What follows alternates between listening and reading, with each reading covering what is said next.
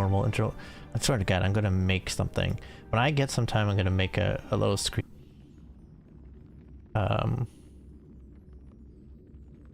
Spot so I don't have to. I can start both of these at the same time and not have to be all back and forth here. But anyway, welcome to my office, my slice of real life here in the VTube world.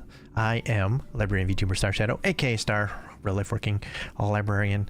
Emphasis on working, and emphasis on librarian, because we are still both of those things, despite some of the better efforts of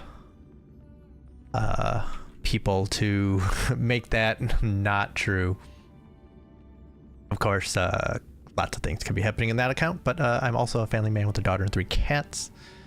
And when things have settled down, play some games.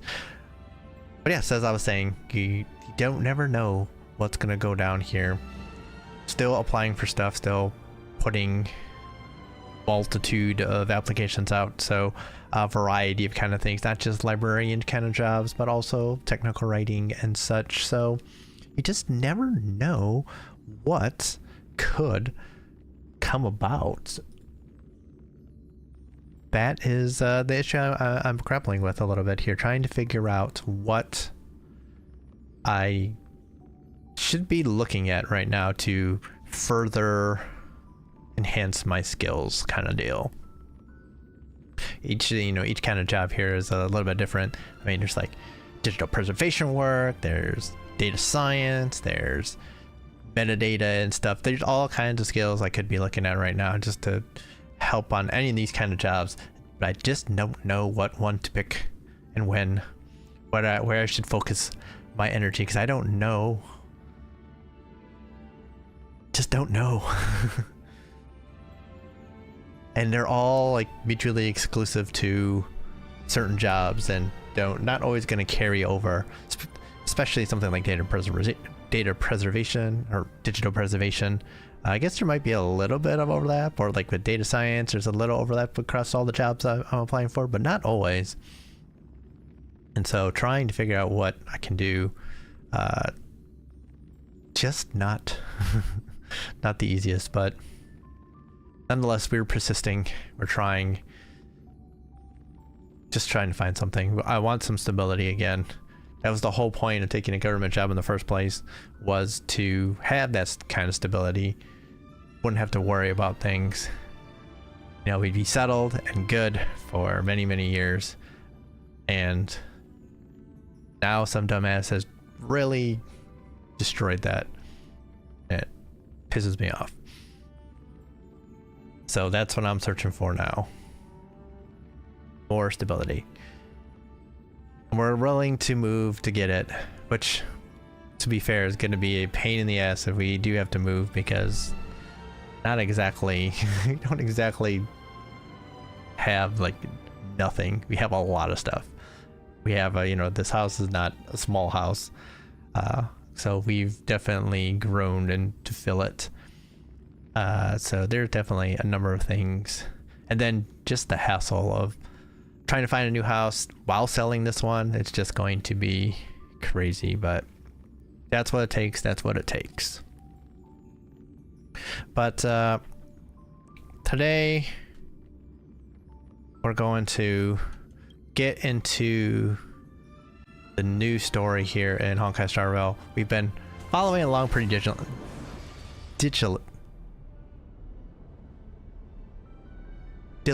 There we go. That's the word I'm looking for. And so we might as well keep going here, especially since we've definitely been hard at work here on the Amphorius ones. So we'll start with the story recap to help remind us of what's going on here, and then we'll get into it. Following the advice of the Crisis heirs, I embarked on the trial of time, only to learn that I had been dead since the moment I stepped onto Amphorius. To reclaim the future that had been stolen from me, we pushed onward in pursuit of the Death Titan, Thanatos. I think we have a new voice for Stell. Meanwhile, Anaxa, one of the 7 sages of the Grove of Epiphany, broke free from the surveillance of the Golden Threads and actively sought refuge from the Council of Elders. After winning the Council's trust, he ascended Dawncloud with Circes, the Reason Titan, who resided within him, and sought an audience with Kefali, the World-Bearing Titan. We made a mistake doing this next to the event. You can hear the sounds from the arcade. I wish I could move, but I can't. And if I were to try and, like... Oh, maybe I can do that right now. Let's turn down this music so we can hear the voice. To obtain information about the entrance to the Netherrealm, Castorice had no choice but to support the Council of Elders in proposing a pause in the flame chase journey. With the aid of the demigod Cipher, she set out for the ancient city of the dead dragon, Styxia. So yeah, as a reminder, Cipher is already demigod. She is the new Zagreus, so she's a little trickster. Castorice successfully recreated the dead dragon Pollux via alchemy and used its power to return to the Netherrealm, where she faced Thanatos, the Death Titan. She returned both the Titan's core flame and the stolen future, restoring the cycle of life and death in Amphorius. Anaxa's soul met Castorice in the Netherrealm, where he proved his hypothesis regarding creation. At the Citizens' Assembly, he cast a pivotal vote and used the charge of blasphemy to thwart the Council of Elders' schemes for power, allowing the flame chase journey to continue. After returning Circe's core flame, Anaxa's physical body completely disappeared. With this, the flame chase journey neared its conclusion, and all eyes turned skyward. Alright, so let's head over there now. We have, Don't worry, Mr. Svarog. We'll be safe here. we definitely are going to need to, pick a different team here. This team, I have doing some grinding, is definitely not the team we wanted. This is probably the team, actually. Start here, and if we need to, we'll change. Alright, so,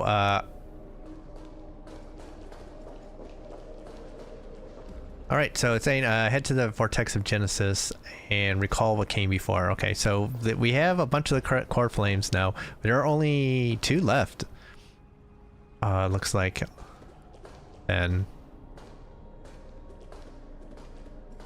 well, because we got 1, and Mighty's got 1. Phi9 is going to be getting 1. We know Phi9 is going to be getting the Kefali one at some point. He's been pretty much foretold to do this at this point. Like, then there's the last one. I forget who that one is, but we have 1. I guess that's gonna be Hyacine's because she's like the only one left, I guess.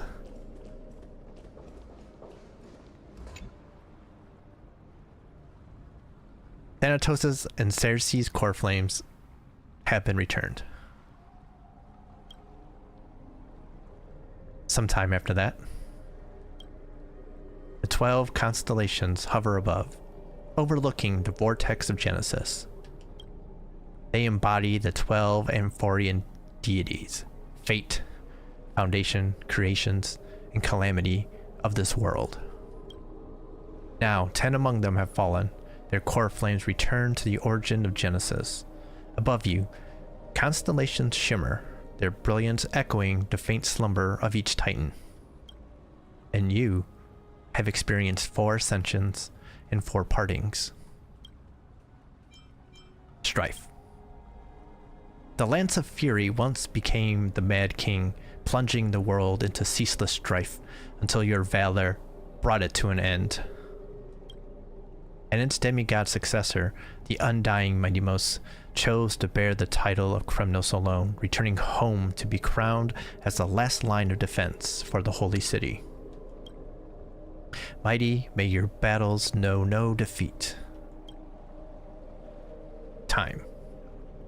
Back then, the incarnation of time entrusted Mem to you at Temple of the Three Fates. Back then, the lively girl with red hair fulfilled her mission and bid the first farewell. Time speaks not of fairness, yet it never stops, and now this power resides in your hands. See you tomorrow, Trian. Reason. Not long ago, the head of the Grove Sages helped you repel the menace that is the Black Tide. And still not long past, that unruly scholar staged one grand performance, granting you a glimpse of this world's truth at the cost of his life. Oh, the incarnation of reason, at edge of existence, have you found your answer? Death. The prophecy once made the Hand of Shadow choose two, granting one the fate of death. Yet their bond wove a hauntingly beautiful tale that stretched across time. At the end, the incarnation of death, who journeyed from the nether realm to the living world, chose to remain in that sea of flowers, retrieving your future. At the end of the West Wind, we shall meet again, Castorice. Okay, now that we're out of that area, we can turn the music back up, I think. What a long journey it's been. Time and again, farewells haven't numbed you.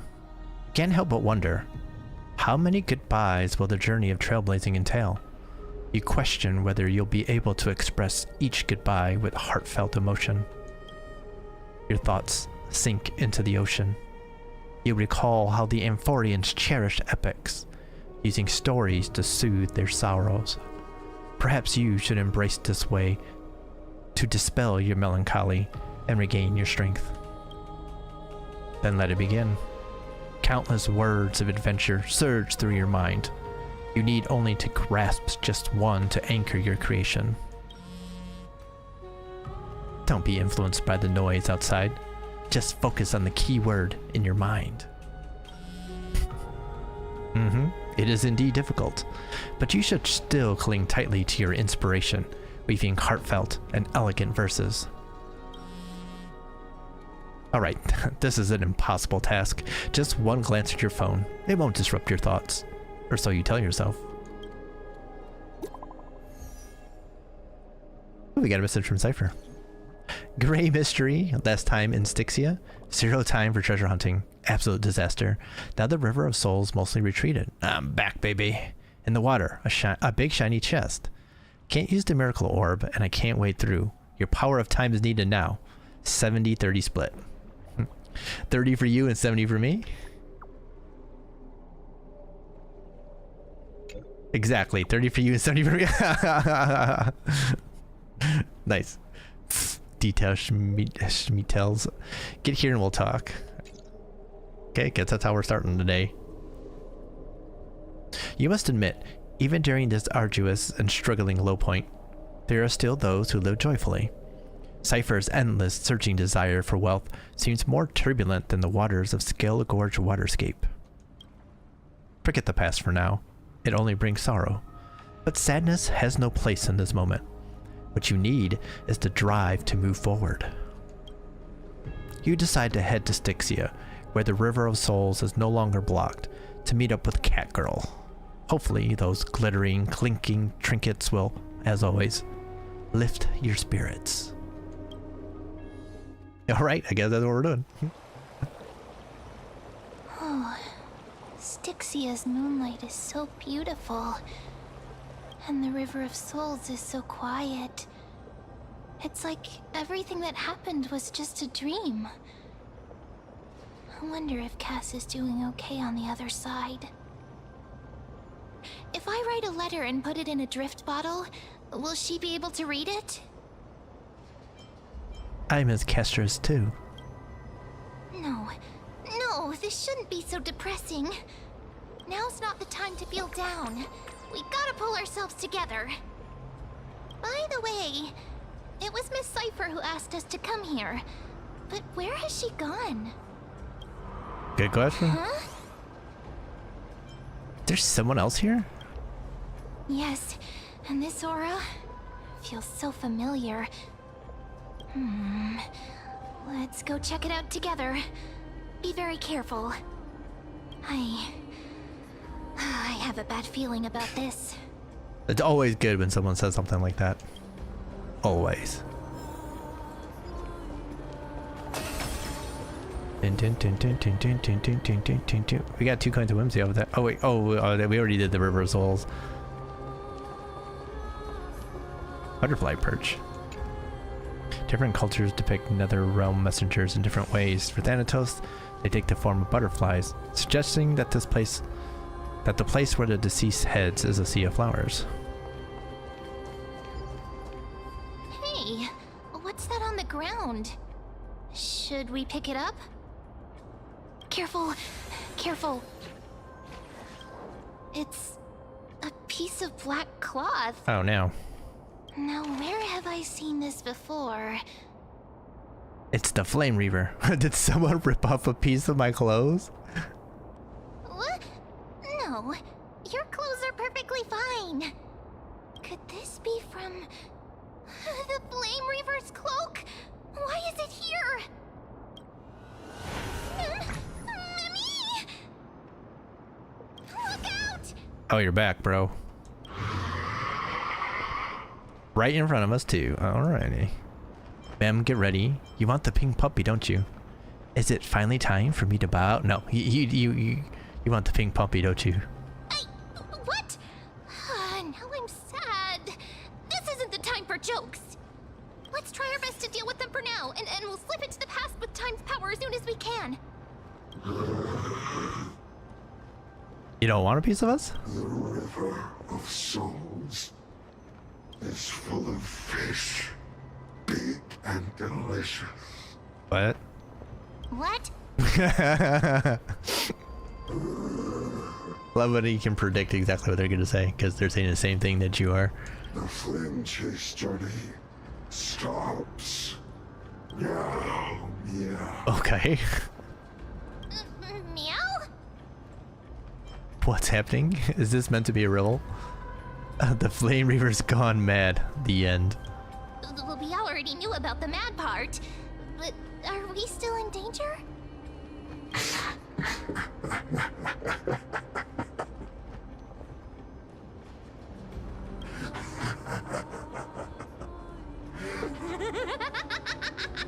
What? Oh. Cipher.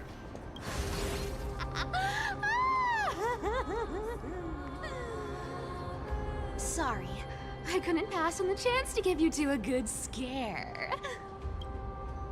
What a terrible person. Let's leave. The Cipher must be Frank too. Okay, which one?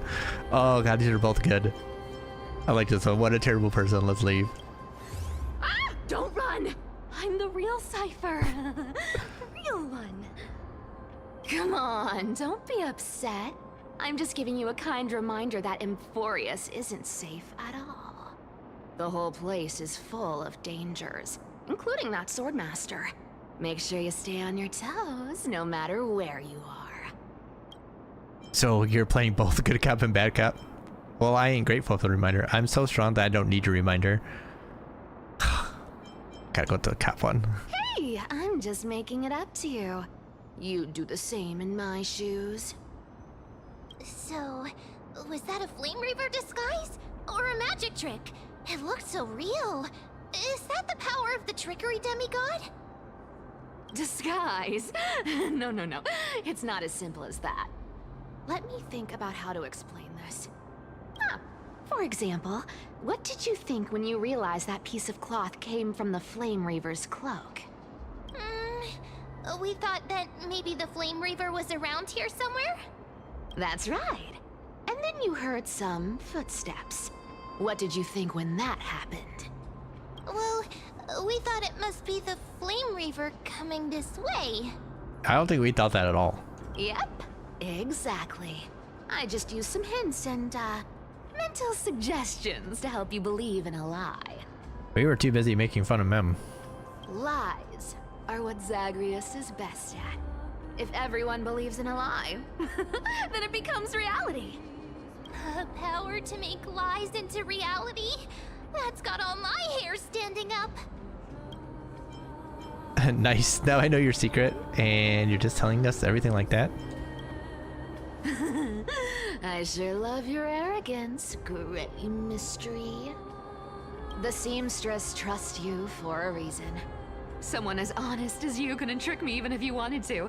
So, there's no harm in telling you. Well, I mean, I don't think she knows how crazy we are. Besides, we still need to team up to go treasure hunting, right? Let's wrap up here.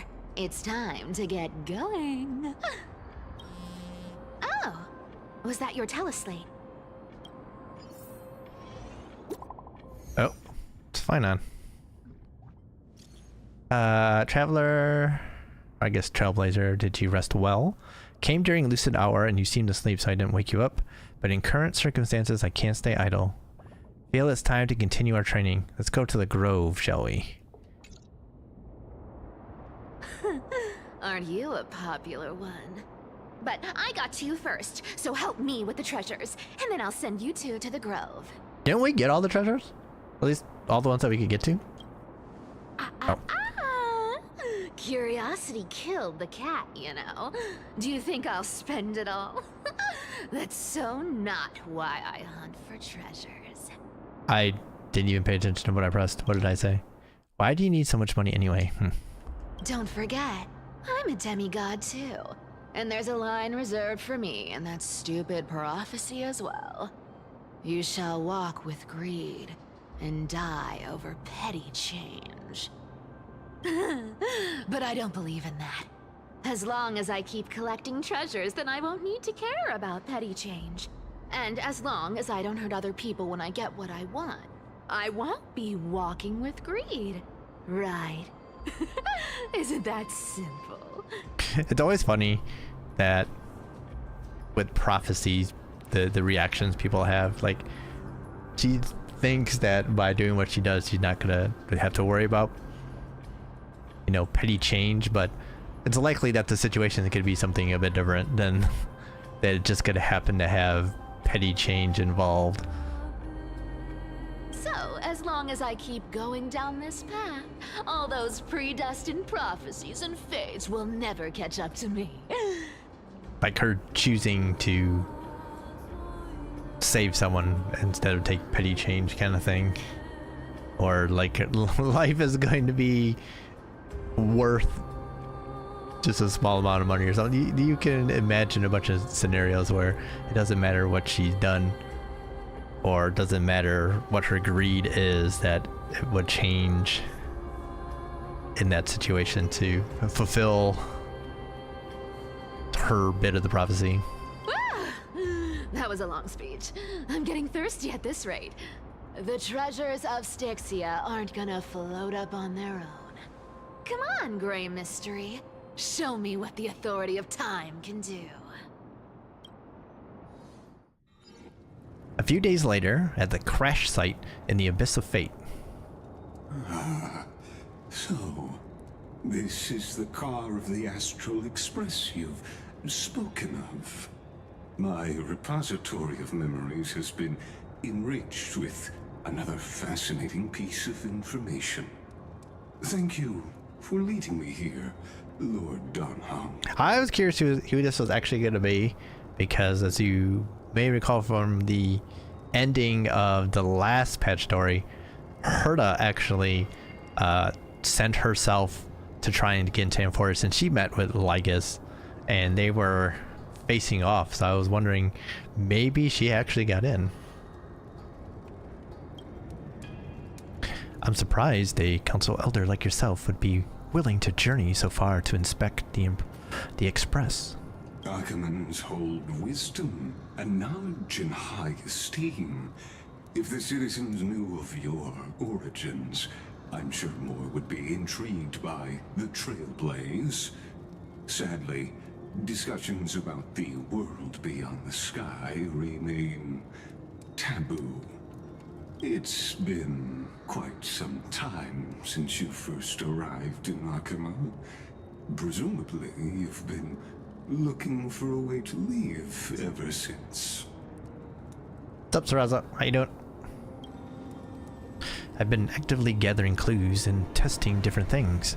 Sadly, the more I find out, the more powerless I feel. Don't be too hard on yourself, my lord.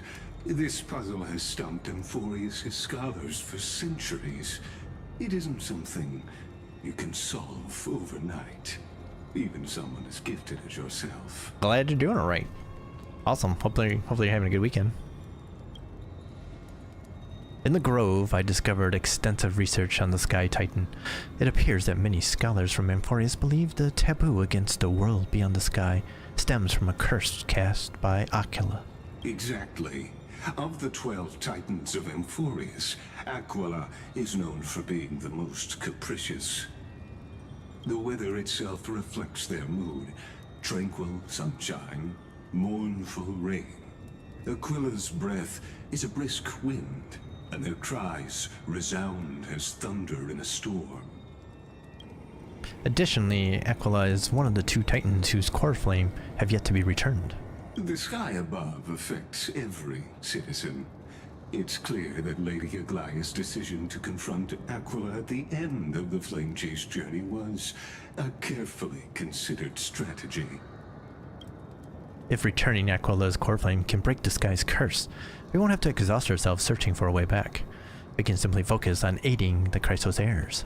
Anti-Catherians have no home to return to, so I understand your concern for your old friends and homeland.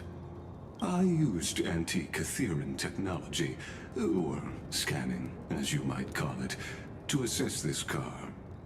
Assuming my judgment is correct, I might be able to conduct a thorough overhaul of its power systems. Really? But...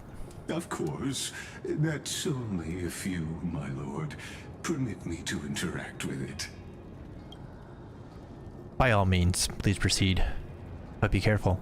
The Express's thrusters are extremely delicate. You honor me with your trust. I will be very careful. Lygas carefully scans the damaged propulsion system, then methodically began inspecting its components. This is unbelievable. You seem to understand its structure perfectly. Have you repaired something like this before? Not exactly, but we anti-Catherians are inherently sensitive to machinery. Carefully endowed our kind with a unique advantage for analyzing and learning. If you give me some time, I might be able to fully restore this damaged car to its former glory. Then you and your esteemed companion could set off on your return journey sooner. But isn't the real issue with Aquila? Hypothetically, Lord Donham, if I could open up a path out of Amphorius that circumvents Aquila's divine punishment, would you consider ceasing your support for the Flame Chase journey? Ooh, interesting. I don't understand. Does the Council of Elders possess some secret means of counteracting divine punishment? It's best if you don't delve too deeply into that question, my lord. All you need to know is, I can make it happen. Maybe this is not a decision by the Council of Elders, but rather his personal wish. The crucial point is, if you and your companion are unwilling to halt your support for the Chrysos heirs, it could offend certain interests.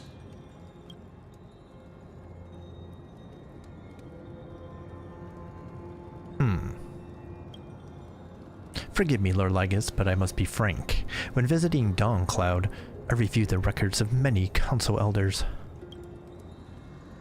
Among them, only your background was nearly blank. I'd like to accept your goodwill, but given such a mysterious background and motives, anyone cautious would have doubts. Your prudence impresses me, just as expected. How am I doing? I'm doing okay. It's, it's the weekend. It's a long weekend, which is nice, but Yeah, it's good. It's nice to be at a weekend. I can say that, but it's busy. Busy.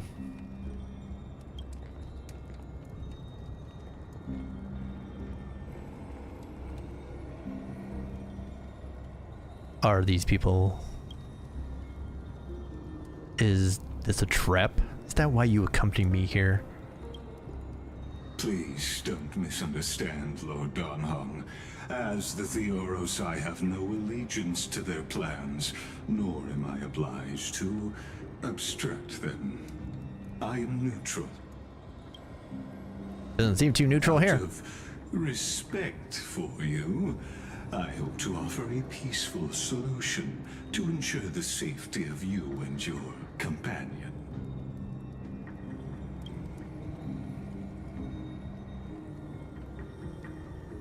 One against 4, then. Just to confirm, if things turn ugly later, will you help? I will not. As I said, I remain neutral. Are you asking this because you plan to refuse my offer and continue supporting the Chrysos heirs? You weren't wrong about one thing, Lord Lygus. Indeed, we must try to return to our companions. But our companions now also include the flame-chasing Chrysos heirs. The Nameless cannot and will not ignore the fate of our companions. So I see. This is what you call trailblazing. When I asked if you'd help, I meant the ones who need help are them. Ah, badass. Meanwhile, in the Grove of Epiphany,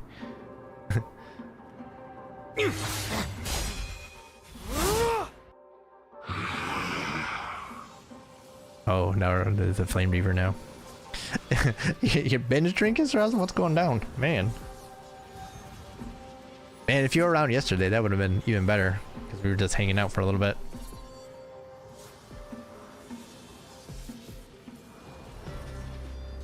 You have such overwhelming power, so why?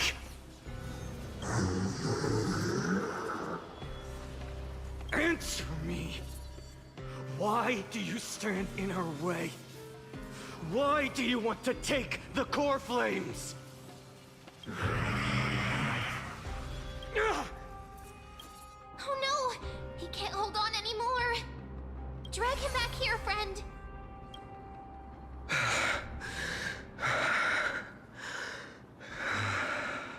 Oh, you didn't miss anything. I was just hanging out. I did a little walk around Cyrodiil in the remastered Oblivion.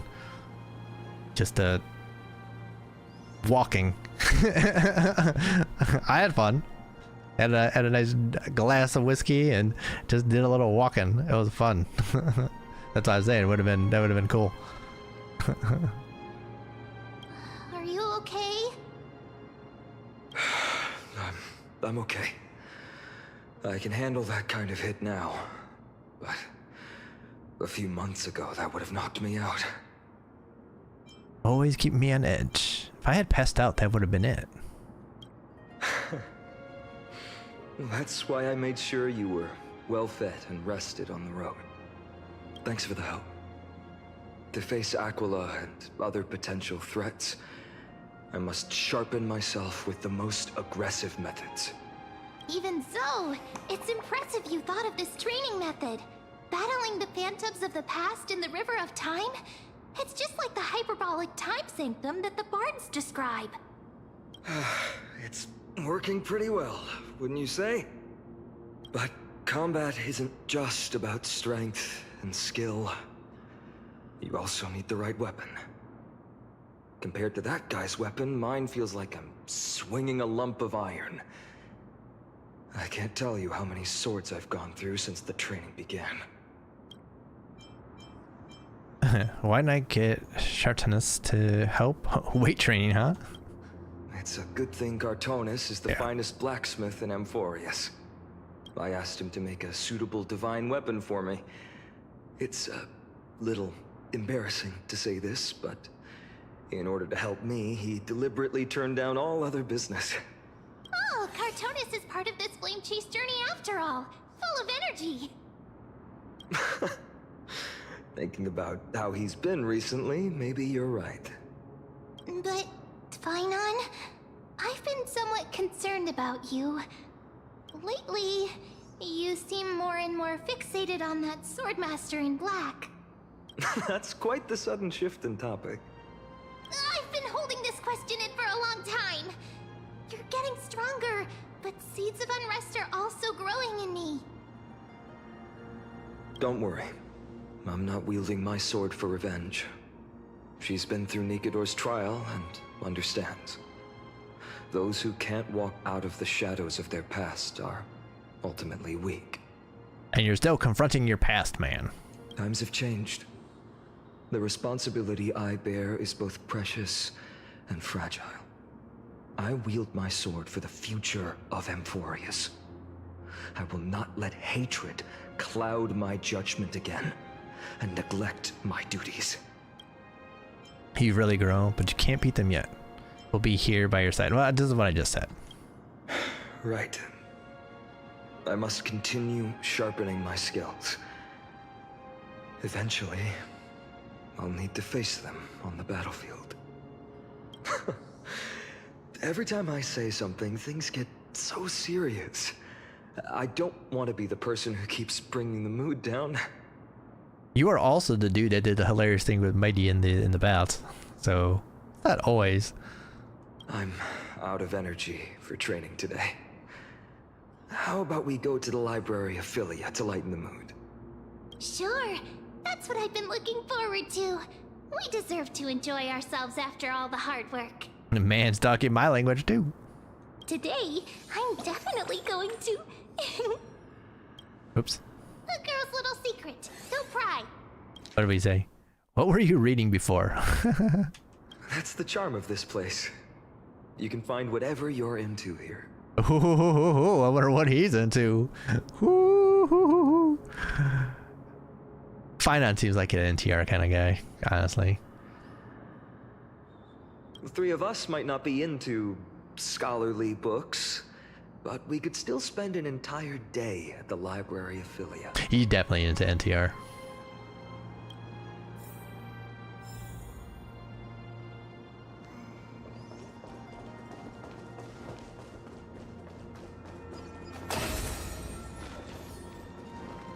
Alright. Which way am I going? Going in? Am I going out? Guess I'm going this way.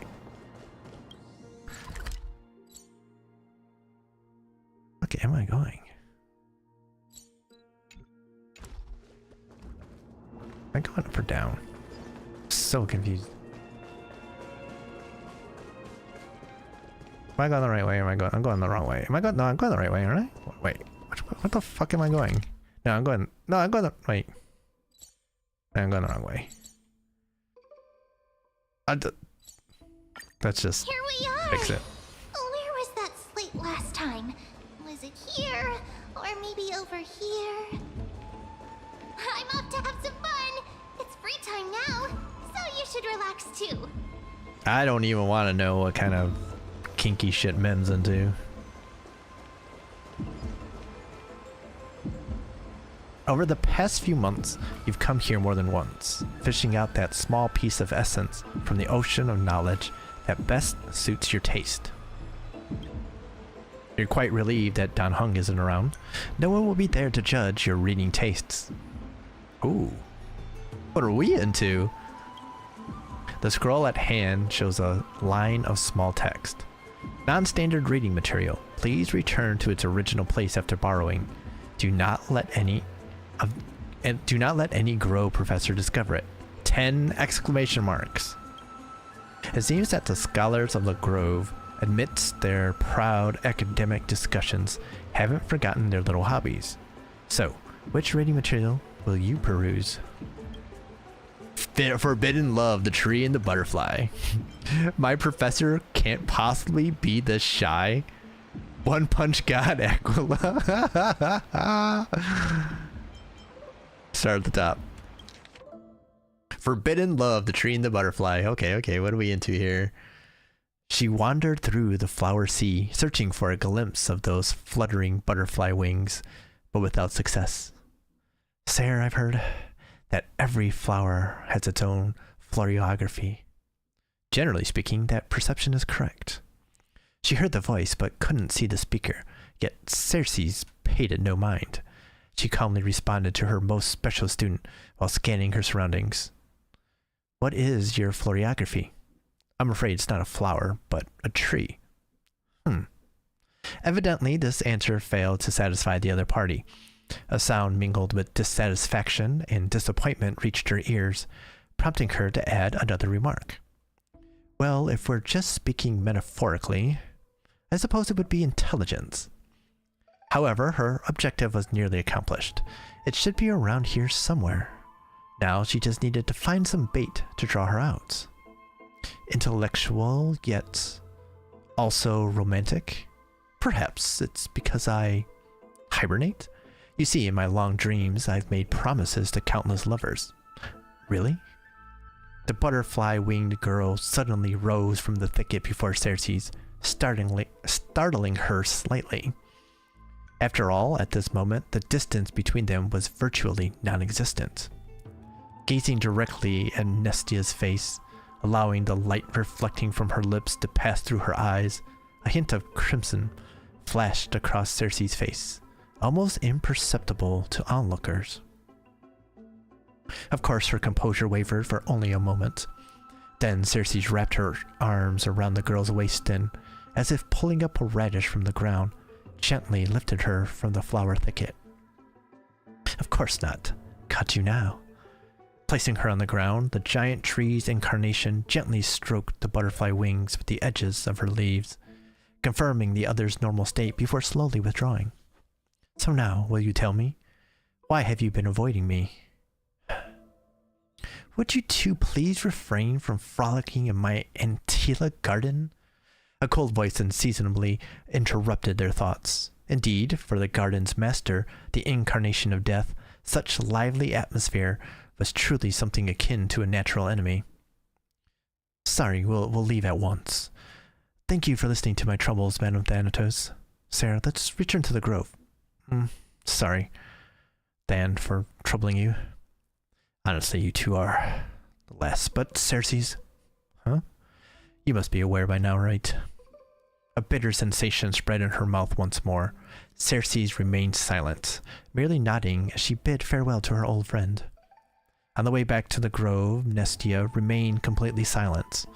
After one unsuccessful attempt to question her, Circe struggled to find another opportunity to speak, and simply focused on the path ahead. Voices of gossip reached them, causing irritation. A genius? So what? She's just like... so terrifying. A stern figure approached rapidly. It was...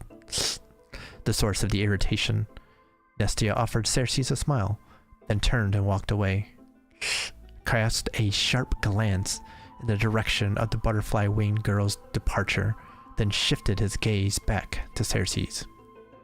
First came perfunctory reports and spiritless small talk, then escalation to arguments that resembled personal attacks. Do you truly understand? I don't need to. Let me be direct, Circe.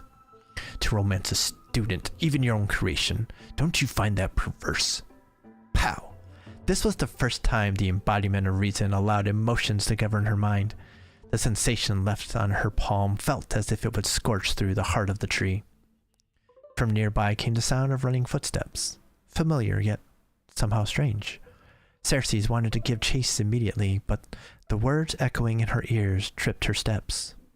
She was indeed somewhat distracted, allowing the girl's image to surface and fade in her mind repeatedly. When her resolve crystallized, the third curtain-fall hour had slipped by. The personification of the giant tree approached the gilded chrysalis, cried her beloved's name, then stilled, as if she had been frozen. The traces left by the butterfly-winged girl who dwelled here were all but erased. Upon the foliate desk lay words, a maiden's first and final love letter. I love you, Circes. I've already received the graduation gift after all, so forgive me. Ooh, that's it? Nothing else? We're really into this. This love story abruptly ends at its worst moment. Whether the author lost the motivation to continue or some urgent situation occurred remains unknown. If it were the latter, the Flame Reaver is fully responsible. Love it. Alright, this next one's gotta be a funny one, right?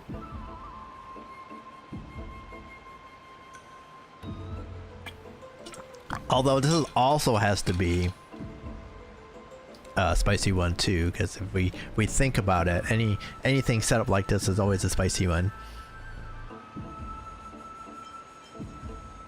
Right? I mean, not that I would know, of course. I would never read anything like that.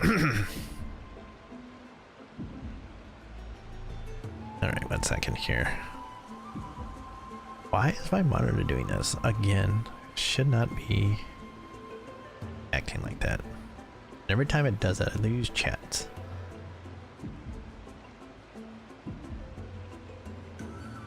Every single time. Do not know why it decides to do that shit. Alright. My professor can't possibly be this shy. Sorry, I'm late. I used the power of a cognos bloom to climb over the vines, rushing to the classroom and nervously pulling open the door, only to make eye contact with the person I had an appointment with. The professor, barely over 30, was leaning casually against the stone lectern, loose and relaxed. The scholar's robe gleamed bright in the dim light of the Evernight, giving off an almost divine aura. The first class, and already late. Looks like someone is eager to meet Thanatos. In other words, this was our first one-on-one lesson, and I just totally blew it from the start. Probably even Circes would have felt embarrassed looking at such a starry scene. Luckily, I had already come up with a plan. Sorry, Professor, I'll do anything to make it up to you. Anything? Well, please, I hope you'll be lenient. At these words, the professor's voice broke into a charming smile. Then I want you to teach me. Wait, Professor? I want you to break down the points in this paper, word by word, and explain them to me slowly. Although there was no mirror here, I could guess that my face had turned red from the sudden and direct request. But, Professor, I'm still just a student intern. Isn't it a bit too early for me to do something like this? I finally worked up the courage to say it. Do you want me to waste the lesson I prepared? You fool! At least wait until after class. If that's what you prefer, then fine. But don't forget, I still haven't forgiven you. So what should we study first today? Why don't we peruse this academic journal? I think they recently published a paper on the patterns of natural numbers. Sounds good. Come on, let's have a look. The research paper was immensely valuable, but I couldn't even grasp the basic arguments, as I was too deeply engrossed in the professor's sharp gaze. He looked so rational when he was immersed in numbers. Nothing less than I'd expect from the professor I cherished so much. After that, we experienced an enriching lesson. We wandered through the classical literature exhibition, eagerly absorbing the newly compiled Titan Faith Studies. Finally, we lingered in the dreams woven by the latest works of the Erythrochromism school, so much so that we completely forgot. Erythrochromism. I can say it. I just heard it. I don't know why. Oh well. The bell signaling the curtain fall hour rang, and we looked at each other. Class was over. More than once, I had resented time for its seemingly linear flow, yet I remained powerless to interfere with it. The professor looked at me and paused for a moment, as if making some kind of decision, then muttered, "Take out your paper. I'll help you revise it." "Really? You mean it?" "Yes, you are a student I take great pride in. I've been considering this for some time." "Professor, let me understand your thoughts, your research, your everything." No further words were needed. Two seekers of knowledge, driven by instinct, began their deep exploration of ideas. At that moment, we had yet to realize that after this lesson, another name would appear in the acknowledgments of the paper, and in the end, this would be the very spark that led to the founding of our academic symposium. I mean, if you read it in a certain way, that's very spicy. After finishing this mind-shaking piece, only one image remains in your mind.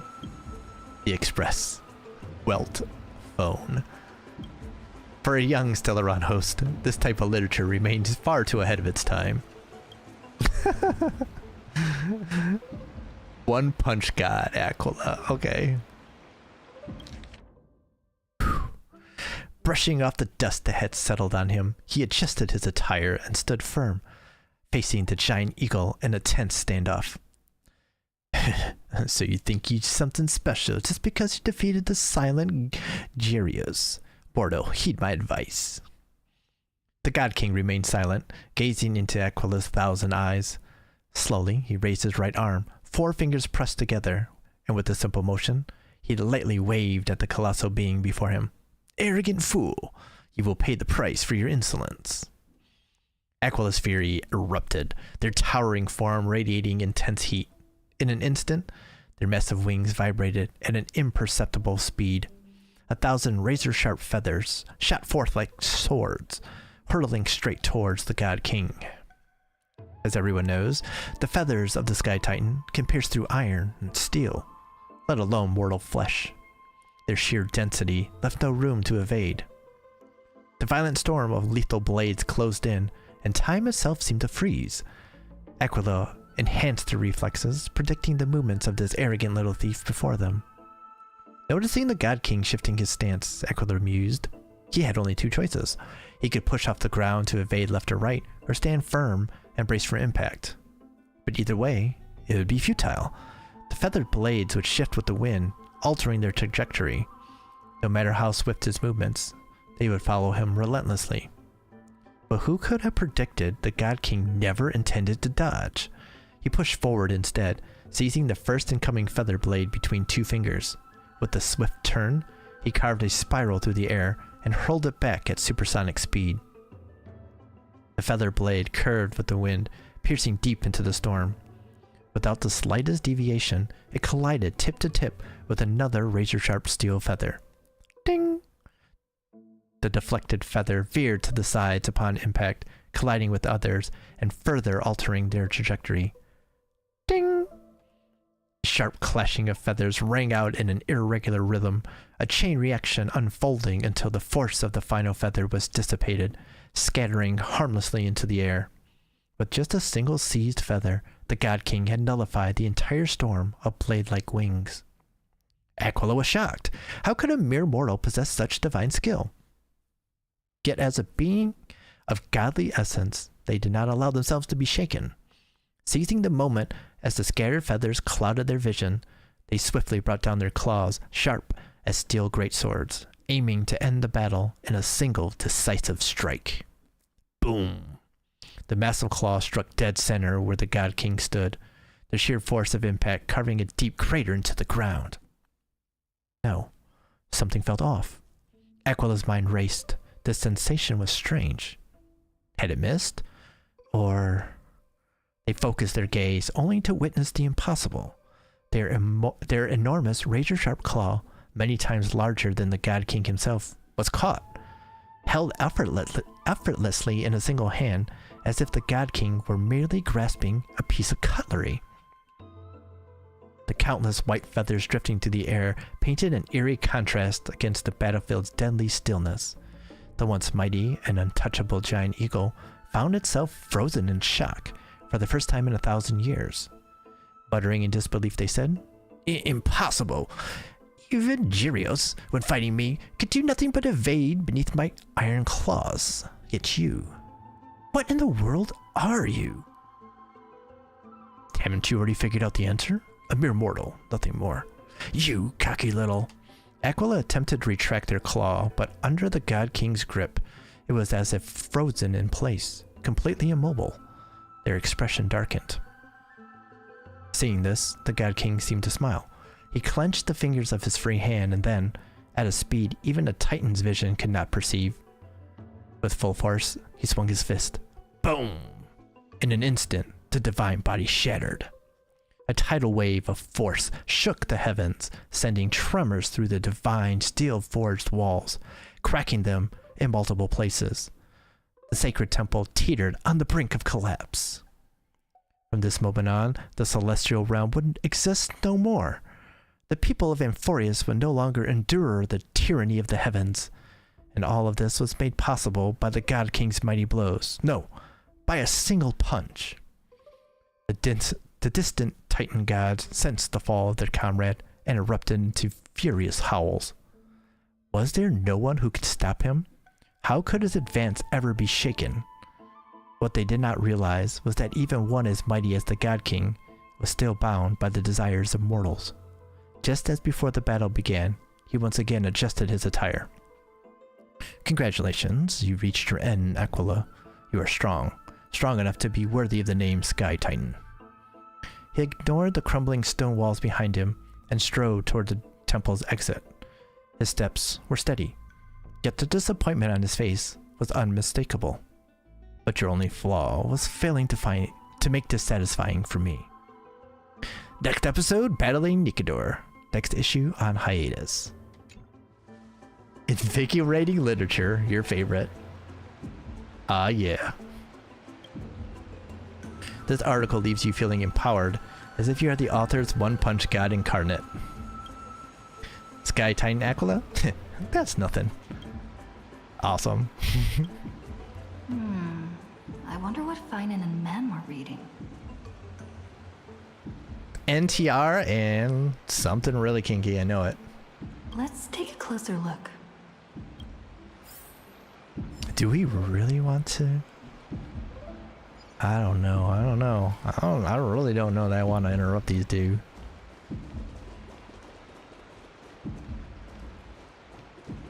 I don't want to know.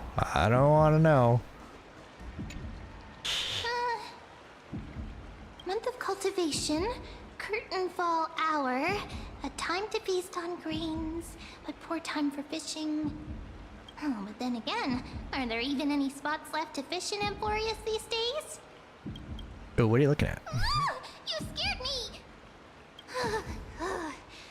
Bursting into someone's world like that can really catch them off guard. I think there was a funny response that I missed because I was pressing the button too fast. Well, no more jokes. There's nothing here. I'll go look elsewhere. Something's odd about Mem. What are they flipping through?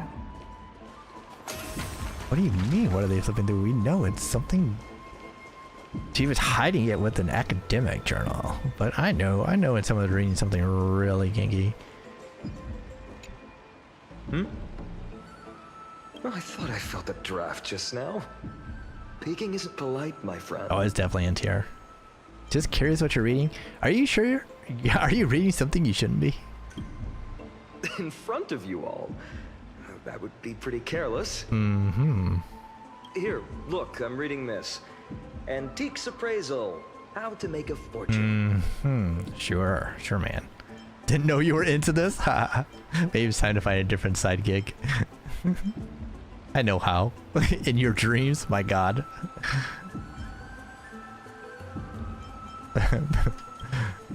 No way. I've invested almost all my savings into this hobby. Oh, and he's also dumb. I've spent a lot of time pondering how Aglaia became such an effective leader. Beyond the intangible qualities like personality and ethics, a major reason is her family wealth. That's the perk of growing up in a big city, isn't it? For those of us in the sticks, luck doesn't come as easily. It's 30% grind, 70% fate. Oops, I talked too much. As a leader, you need both integrity and integrity and skill. Oh, man. I've spent a lot of time pondering how Aglaia became such Okay. That's the perk of growing up. Oops, I talked too much. Damn, I thought he was gonna say something more about it. Yeah. I've spent a lot of time pondering how Aglaia became such Okay. an... Damn, I thought he was gonna say something more about it. Yeah. Or he was gonna slip up and say something about NTR. We know it. We know it. Everyone knows it.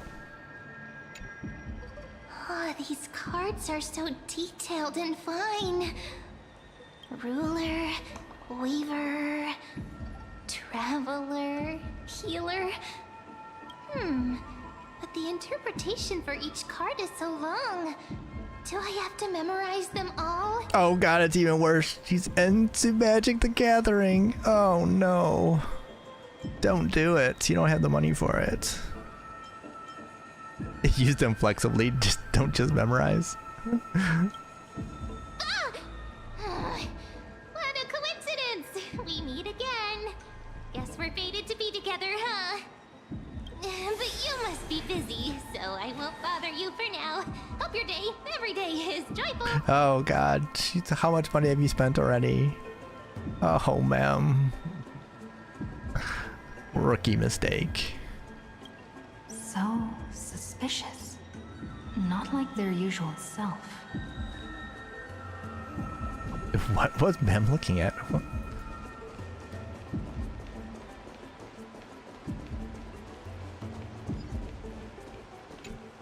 We're still trying to figure it out? You sure are persistent. All right. I'm totally helpless against your charm. What are you guys chatting about? Is this the Amphorius Divination Compendium? Oh, even Fina knows this is not something for little kids. Why are you here too? Sorry, seeing you two chasing each other around, I suddenly found my book not that appealing anymore. Never thought Mem would be into divination. But it's not exactly a niche hobby, so why all the secrecy? I wanted to set up a surprise! Master it in secret and give you all a shock. But getting caught halfway through, it's only natural I'd feel shy. A girl's heart is more delicate than Aquila's ever-changing moods. A surprise, huh? Someone else used to tell me the same. She was really good at stargazing and divination, especially with cards. Yeah, just like the ones you're looking at. And you must be pretty familiar with all sorts of divination techniques with a friend like that. It was my mother. She died. No, I know nothing about it. I've never really believed in using cards or bones to predict the future. If the good omens foretold by divination were true, my hometown, Hydes Elysiae, wouldn't have disappeared. Don't forget, we've got Lady Trina. Every other form of divination is just smoke and mirrors or cleverly rehearsed tricks compared to her flawless prophecies. Bro, don't need to bring everything down. We're having some fun. A little faith in these things isn't bad sometimes. It should be approached with a critical eye.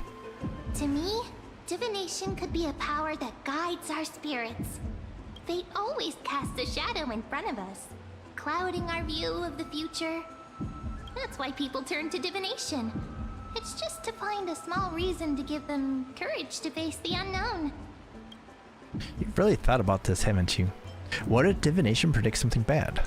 Divination is only meaningful when there are both good and bad outcomes. Even bad omens serve as guidance. They can help keep us alert, right? Strange. That person I knew used to say similar things. Looking back, whenever she interpreted a card for me, I couldn't help but feel uneasy. Even though I never believed in the outcomes. Maybe it was her tone. Cyrene. She could paint a complete fantasy so vividly, it utterly captivated me as a child. Right, I still carry a card she once used. Do you want to see it? Sure, just, you know, whip it out in front of two ladies. Oh, wow! It's so exquisite! I'd love to have a card like that. Those mitts up to the task? Then gotta craft a mem-specific deck. Ha! Oh, now that you mention it, yes. It would be even better if it were made of, say, crystal? Speaking of which, partner, there's something I haven't shared with you all. Remember our first trip to the Temple of the Three Fates? The riddle that Orin exposed to us?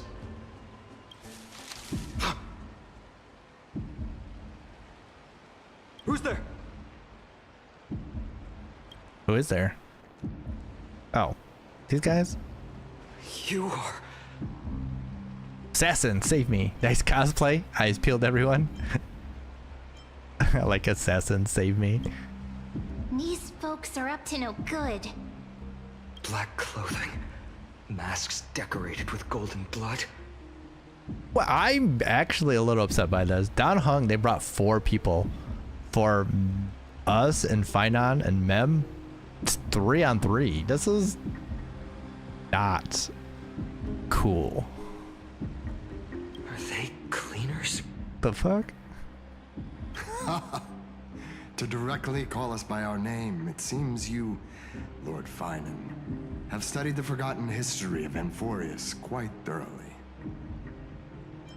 Who are they? What's being cleaned? Clothes or cars? Your friend seems quite interested in us. Perhaps you could explain, Lord Finan. It would be the polite thing. Oh, we can get it figured out. We can't let our esteemed guests pass away without understanding. During the Chrysos War, to combat the Chrysos heirs, several cities formed an underground assassin squad called the Cleaners. Their task was to erase anyone with golden blood from existence. Assassination, poisoning, political persecution. They would do anything to achieve their objective. Well, this historical perspective seems biased, glossing over the Chrysos heirs' abuse of divine powers and their blatant initiation of war in order to defame our predecessors. Could you disclose the name of the author behind this popular legend, Lord Finan? I'd hate for the innocent children of Akama to be tainted by such slanted narratives. You should have stayed buried in the dust of history. The Citizens' Assembly has once again legitimized the mission of the Chrysos heirs. But as for you, not one citizen would cast their vote for you.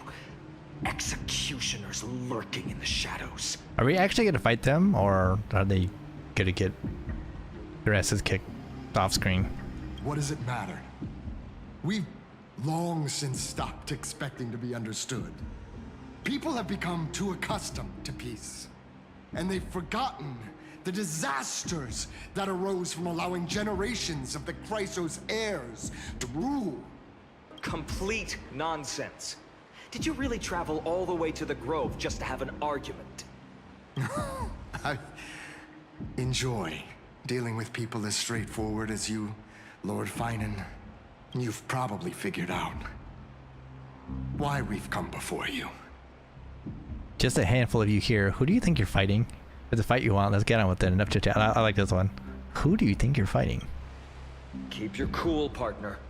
They've come out of the shadows, which suggests they have something up their sleeves. All right, let's hear it. What are you hiding? But watch your language and don't say anything you might regret. My shoulders might be sore and my sword a tad dull, but it's still enough to slice off your tongues. Ooh. Kinky. Oh, they're getting off-screened. How's it going, Cinny? This place fits, doesn't it? It's a bit small, but the lighting is perfect. Thank you, Lady Treeby. With this, the Twilight Courtyard can be reborn in Akama. Do you like it here too, little Ika? Doot. Doot. Doot. Yes. As I would expect. It's so bright here. Maybe you should rename it? How about Luminous Courtyard? Lady Treeby makes a good point. But Twilight Courtyard carries the long history of the descendants of the sky, and I'd like it to continue. Right. How does the legend go again? Even Lady Treeby forgets things. We just haven't prepared lessons in a while now, so we're a bit rusty. Just give us some time and we'll remember. Ah, now we remember. Kremnos and the Firmament, Volume 3, Section 5. With Celiosi, the Day Thunder Knight, striking down the Eye of Twilight, the divine war between Mikador and Aquila, which spanned centuries, came to an end. Thereafter, the Skyfolk gradually declined. Numerous sky fortresses were abandoned, and their descendants began to establish themselves on the land. Finally, those descended from Celiosi the Day Thunder Knight were welcomed by the scholars under Circes and established the Twilight Courtyard in the Grove. The historical records seem slightly at odds with our memories, but the details from that time have become somewhat hazy to us. Oh, I forgot. For Lady Treeby, history is more than just words on a page. It's something you've personally lived through. Doot indeed. Doot indeed. Little Ika loves listening to the stories from the legends. I'm sure you're also imagining one day you'll be as awe-inspiring as the winged beasts by Celiosi's side. That day will come. I believe it. Just keep growing. Lord Crediros? Miss Hyacin and Lady Treeby, good to see you're doing all right. I heard from the citizens you were nearby and came to check. Doing all right. What's going on, Crediros? A lot of assholes around. There's been another violent incident at the market. A shop was smashed and looted. It's the third time this week. How can this be? I always thought that with Lady Aglaya here, Akama would remain peaceful. That was true in the past. But these days, forgive my bluntness, her senses may not be as sharp as they once were. Aggie. In my opinion, malevolent forces have noticed the slack in the Golden Threads and are now plotting to exploit the opportunity. The Citizens' Assembly just wrapped up. Why is there still unrest? The Chrysos heirs won by only one vote, Lady Treeby. From my years of experience, a narrow victory often walks hand in hand with unrest. True. True. Trouble. Miss Hyacin. Trouble. Clementine. Take a breath. What's going on?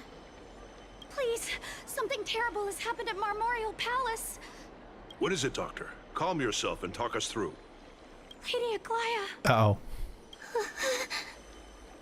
It's Lady Aglaya who's in trouble. She getting attacked by these assholes too? Moments ago at Memorial Palace.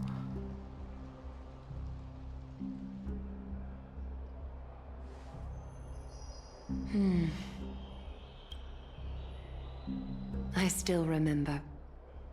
This bath that overlooks the entire palace was built by the Council of Elders 900 years ago. Its purpose was to commemorate the first flame chase journey and to remember the heroes who made great sacrifices for Amphorius a millennium ago. Rules were set then. No one was allowed to enter, apart from guests invited by the Gold Weaver. But, I guess, you're no longer pretending to follow the rules, are you, Lady Kindness?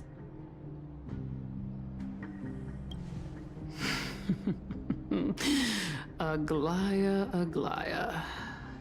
You ageless witch, hiding behind a divine facade to deceive mortals. We've been far too kind with you. Kind? There's no need to use such a word to cover up your incompetence. Oh, damn. Anaxagoras humiliated all of you before the citizens. If you still had any shred of shame, you'd throw yourselves from Dawn Cloud at the curtainfall hour to salvage the last fragments of your dignity. Demigod, Why not gaze into the water's reflection and see the wretched face you wear now? These days you're not only blind, but also deaf. The cleaners were born for this moment. When all orders, rules, and laws fail to restrain you, it's time for the dagger to pass judgment. And if you get your ass kicked, see, he's got 3 attacking her. What the hell? We got completely shafted in this. They totally disrespected us. If you're in such a hurry, give it a try. Going toe-to-toe with a demigod? We're not that foolish. The dagger isn't at your throat, but...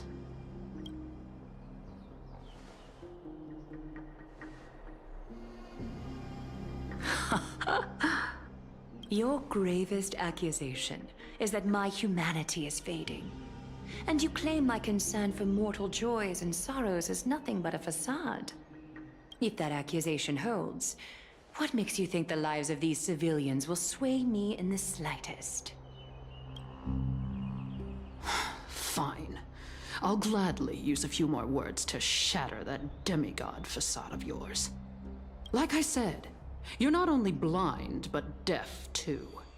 Lately, your control over Akama has weakened. You failed to notice the thefts we arranged in the market, nor did you catch wind of the meetings happening in the Dromus workshop. Plots are unfolding right under your nose, yet you remain indifferent. Humanity? Fading? Aglaya, why not use your precious golden thread to peer into my thoughts? See if the gift we've so meticulously prepared for you can move that cold demigod heart of yours. Is there no thought to maybe she saw it and was like, whatever.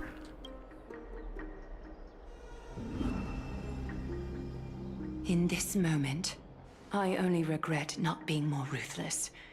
Because your evil is beyond cure. You finally figured it out. You have grown dull. I've been holding that image in my mind this whole time to make sure you could see it clearly. I want you to have this knucklebone talisman, Big Sis. I hope it brings you luck every day and keeps you safe from bullies. That girl who can't speak or hear. What if she accidentally lost her eyes too? Okay, so now we're just going pure evil here. You know better than anyone what it feels like to lose your sight. Imagine if 1,000 years ago you, already blind, had also lost your voice and hearing in your youth. Would you still have become the Aglaya you are today? Look at those broken, pleading eyes. How disappointing. We overestimated your cunning. If this plan fails, we still have dozens of splendid parting gifts prepared. Demigod, would you like to hear about them? I thought I could buy some more time. In these 1,000 years, I've witnessed the fall of 10 titans. From my naive arrogance at the beginning to slowly learning how to guide others.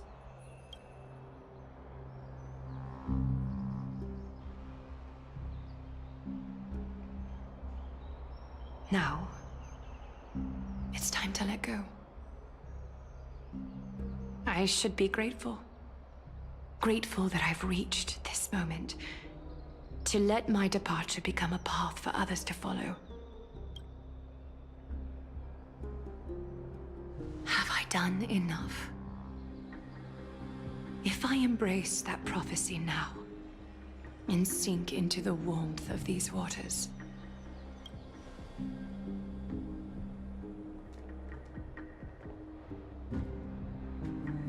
Will the wandering wind stop to mourn me?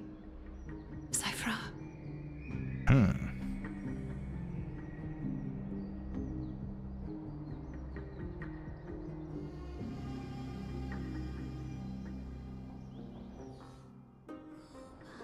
A millennium ago at Memorial Market. Seamstress! I've come as promised. Look at this box full of gold and silver treasures. I bet there's stuff here you've never seen. Come on. As we agreed, I want to buy the most valuable clothes you have. Little thief! You've got some nerve, barging into my shop dressed in those tattered rags. What have you brought? Let me see. Here, take a look. Only the finest goods. See the sapphire? It's even more blue than Fagusa's eyes. Oh ho ho. Such exquisite luster. I've only seen an ocean's tier of this quality in my mother's treasury. Wait. You've seen one before. And here I thought I'd leave you speechless. What a letdown. It's just an old memory. My family estate all burned to ashes long ago. This workshop is what I built from scratch. Wow! A daughter rebuilding her family business. How admirable. Enough with the jokes.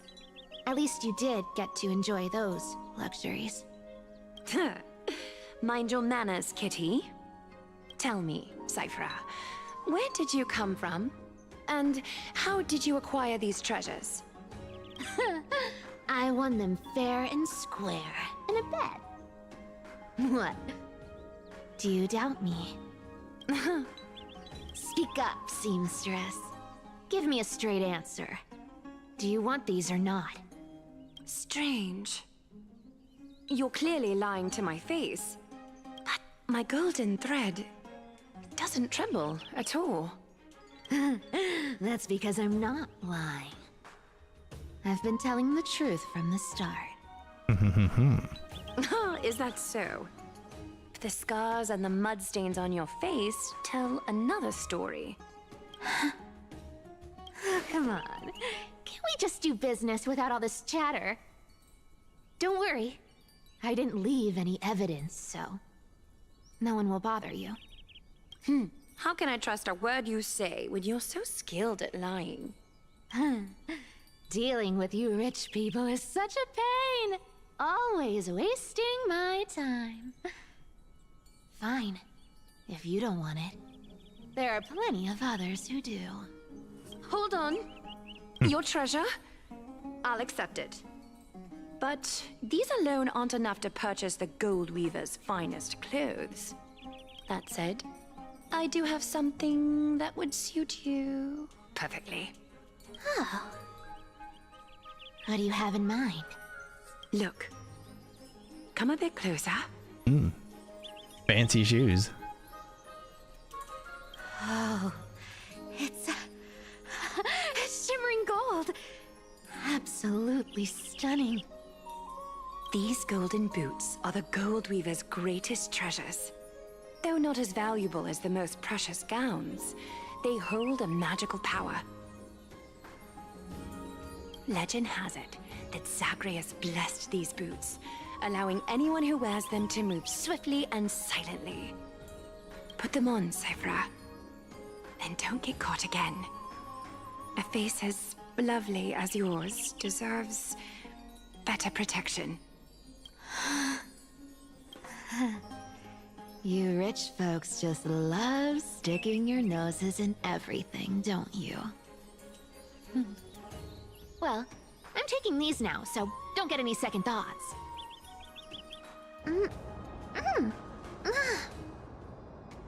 What's wrong? Do you have a smaller size? These are way too big for me. I don't think they have a whole stock of these. Well, I suppose you'll have to grow into them.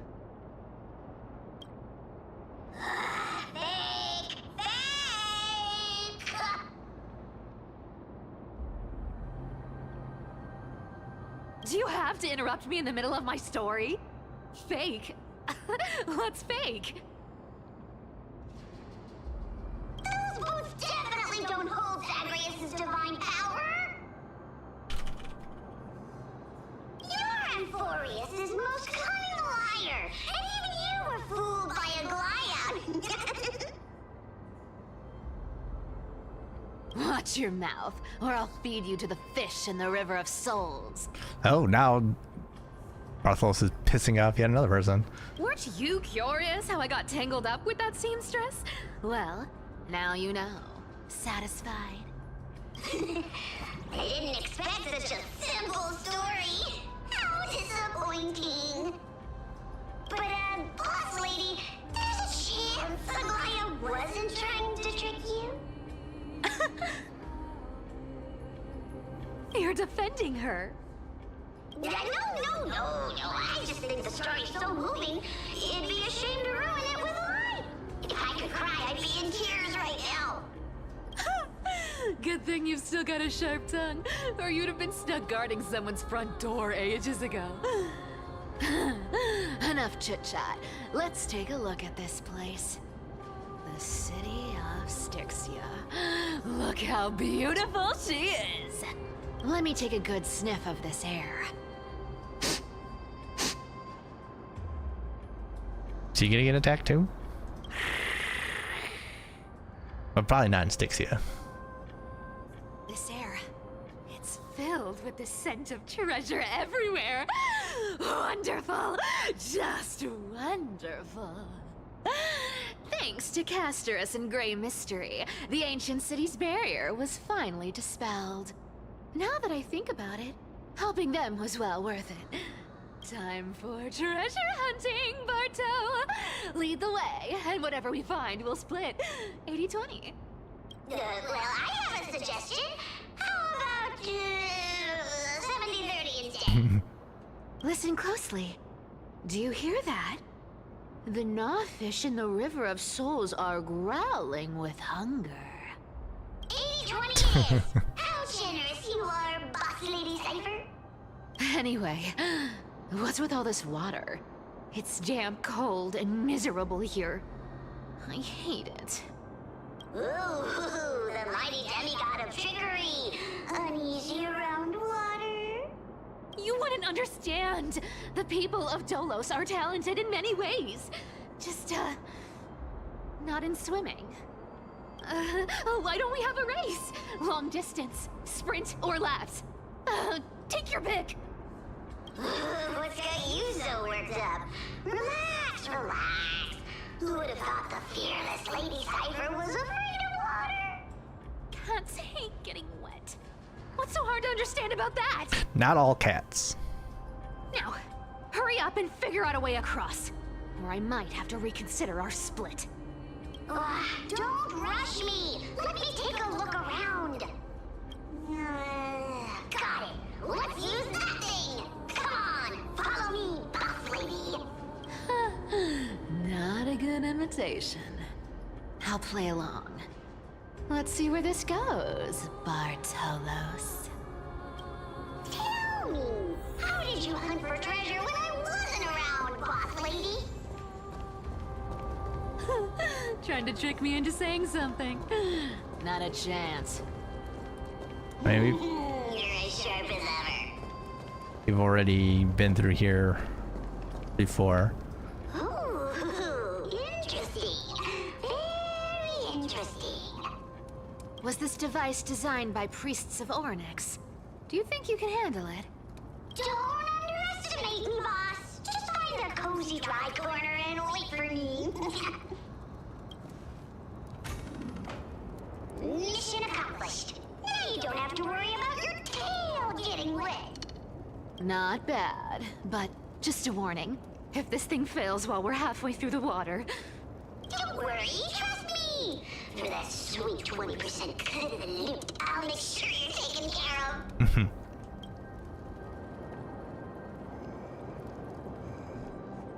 Huh. This feels truly magical. When did you pick up this trick? Oh, well done. make sure there's nothing else that I missed. Or they might have put some new treasure in here. You never know sometimes. Oh, we can go that way. There was treasure up here, remember? Just make sure. Oh, did they change that? There was definitely a treasure chest over there, though. We're here. Can we turn off this spotlight now? It's really blinding. No problem. Just use the device over there to shut it off.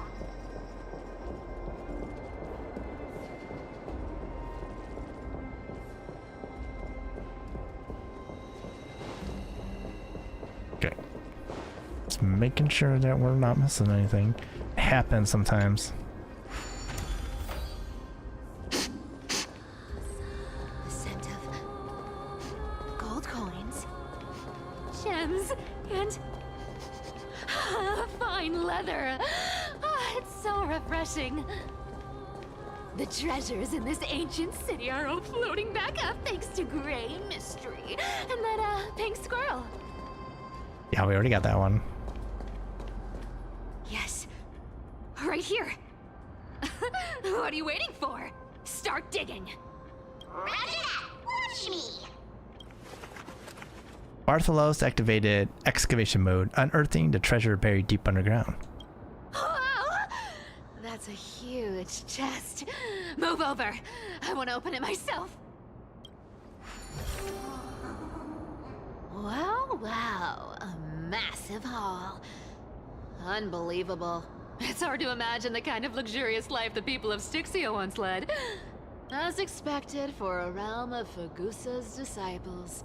This entire chest is filled with ornaments made from ocean's tears. Here, take this. See if it suits you. Thanks for the gift, boss. Much appreciated. Look at the clarity of this purple crystal. It matches my skin tone perfectly. Oh, Cipher, you truly have the most refined taste of all thieves in Amphorius. Let me try this on. Yeah. Where is my treasure? How long have we known each other? I can't believe you still fall for this. This is... How could I have forgotten about this? I'll believe it is true, and a lie becomes reality.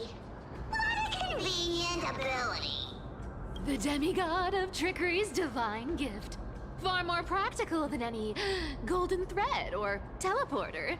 All right, enough fooling around. Here's the real thing. Lead the way. Cipher rules! I've already pinpointed the next trove of treasure! Starting navigation. Boss lady, we're set to make a fortune this time! Got any plans on how to spend it? Of course. Spend nothing. Have you forgotten my silly prophecy? Oh, damn it. Uh-huh. Isn't that the controller for the hands of Zagreus? Indeed it is. Once activated, this thing makes a racket that can be heard for miles. It's just too stupid.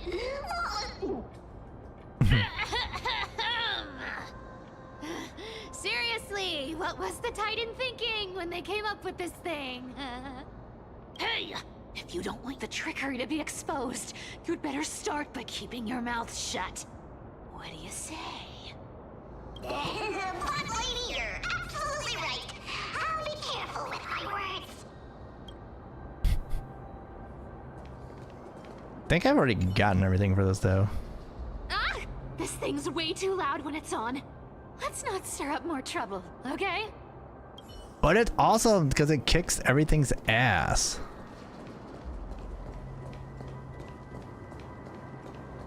The whole punching thing. Here we go round the river of souls. Spirit thief goes, spirit thief goes.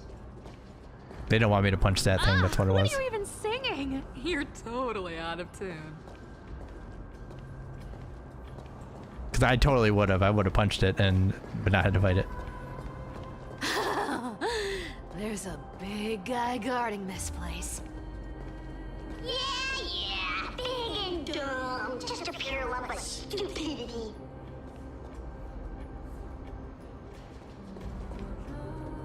I have to knock it out. Oh, I was just about to hit it. Look at its face. Oh my, how could something be so ugly? Yeah, so ugly. Ugly enough to make even me, a little imp without a digestive system, feel nauseous. If that ugly brute messes up my face, even the stoic Talantin might end up shedding a tear. If that would be heartbreaking. Clearly running away is the sensible choice. So, how about you take the front? I'll attack from the side. Right. Flee! It's a rogue nature. Huh?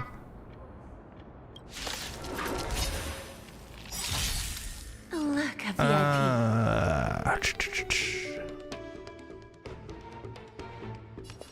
Don't let me down. Some value, I suppose. Eternal. Yeah, we're letting you get a couple of hits in for those. Holy shit, actually, you got in a lot more hits than I thought you were going to.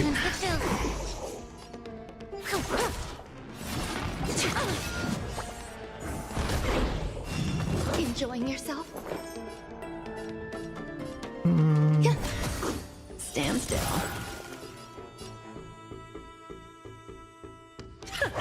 Time for a lesson. Could use those special, but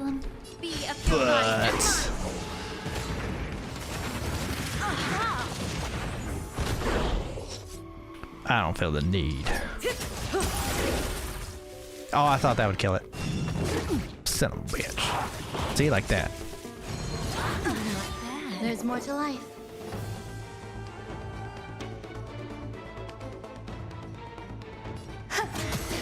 Relax.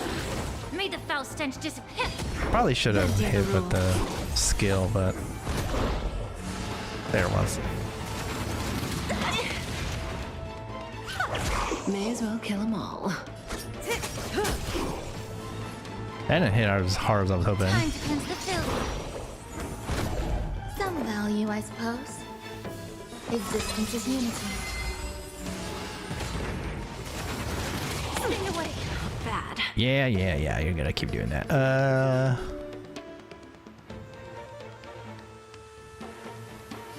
Don't let me down. Say bye to breathing. Thought about giving it to Kafka. Yeah. But I think we're still gonna get more follow-up attacks out of it.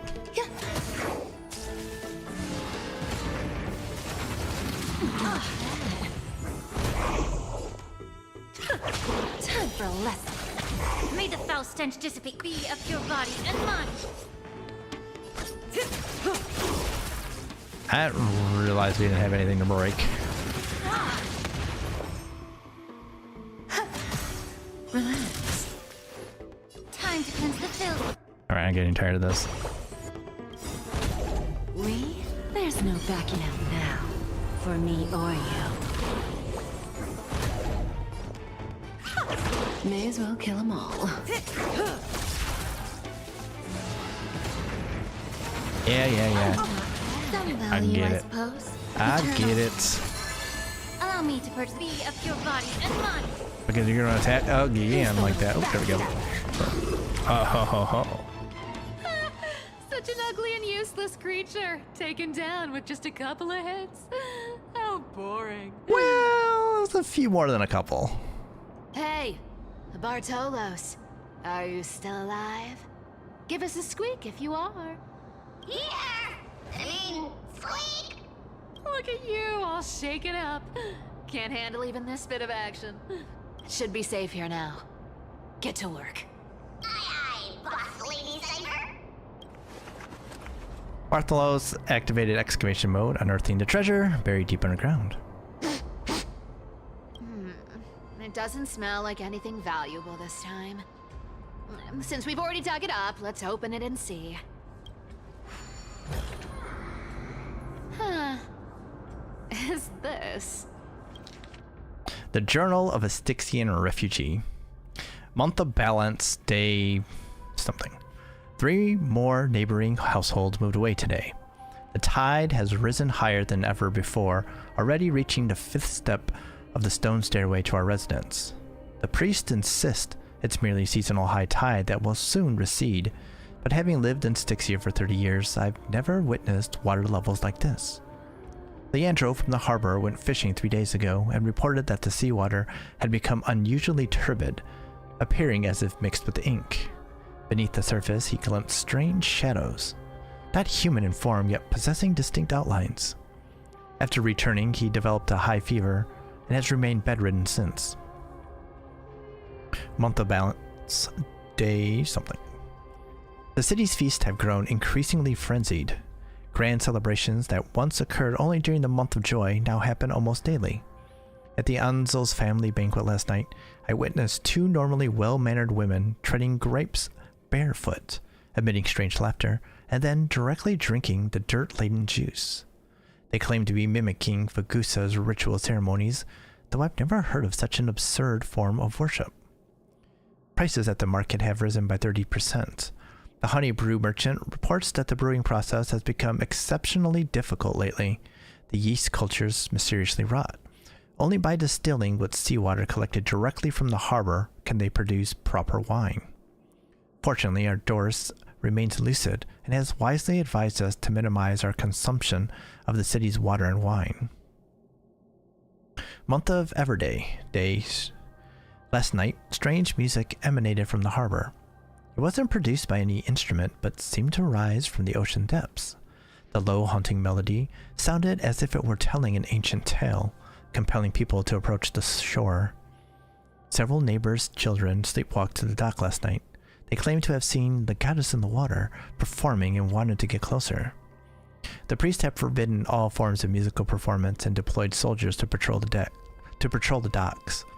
For some reason, I can't shake the feeling that they're acting from fear rather than a genuine desire to protect us. Month of Everday, days. Today I met Nora, the cloth merchant, at the market. She revealed that the situation in her district was far more dire than we had imagined. The spirit water pool in Fagusa's temple suddenly dried up 3 days ago, and despite their best efforts, the priests cannot replenish it. More alarming still, strange cracks have appeared on the wall behind the deity statue, forming patterns or script that no one can decipher.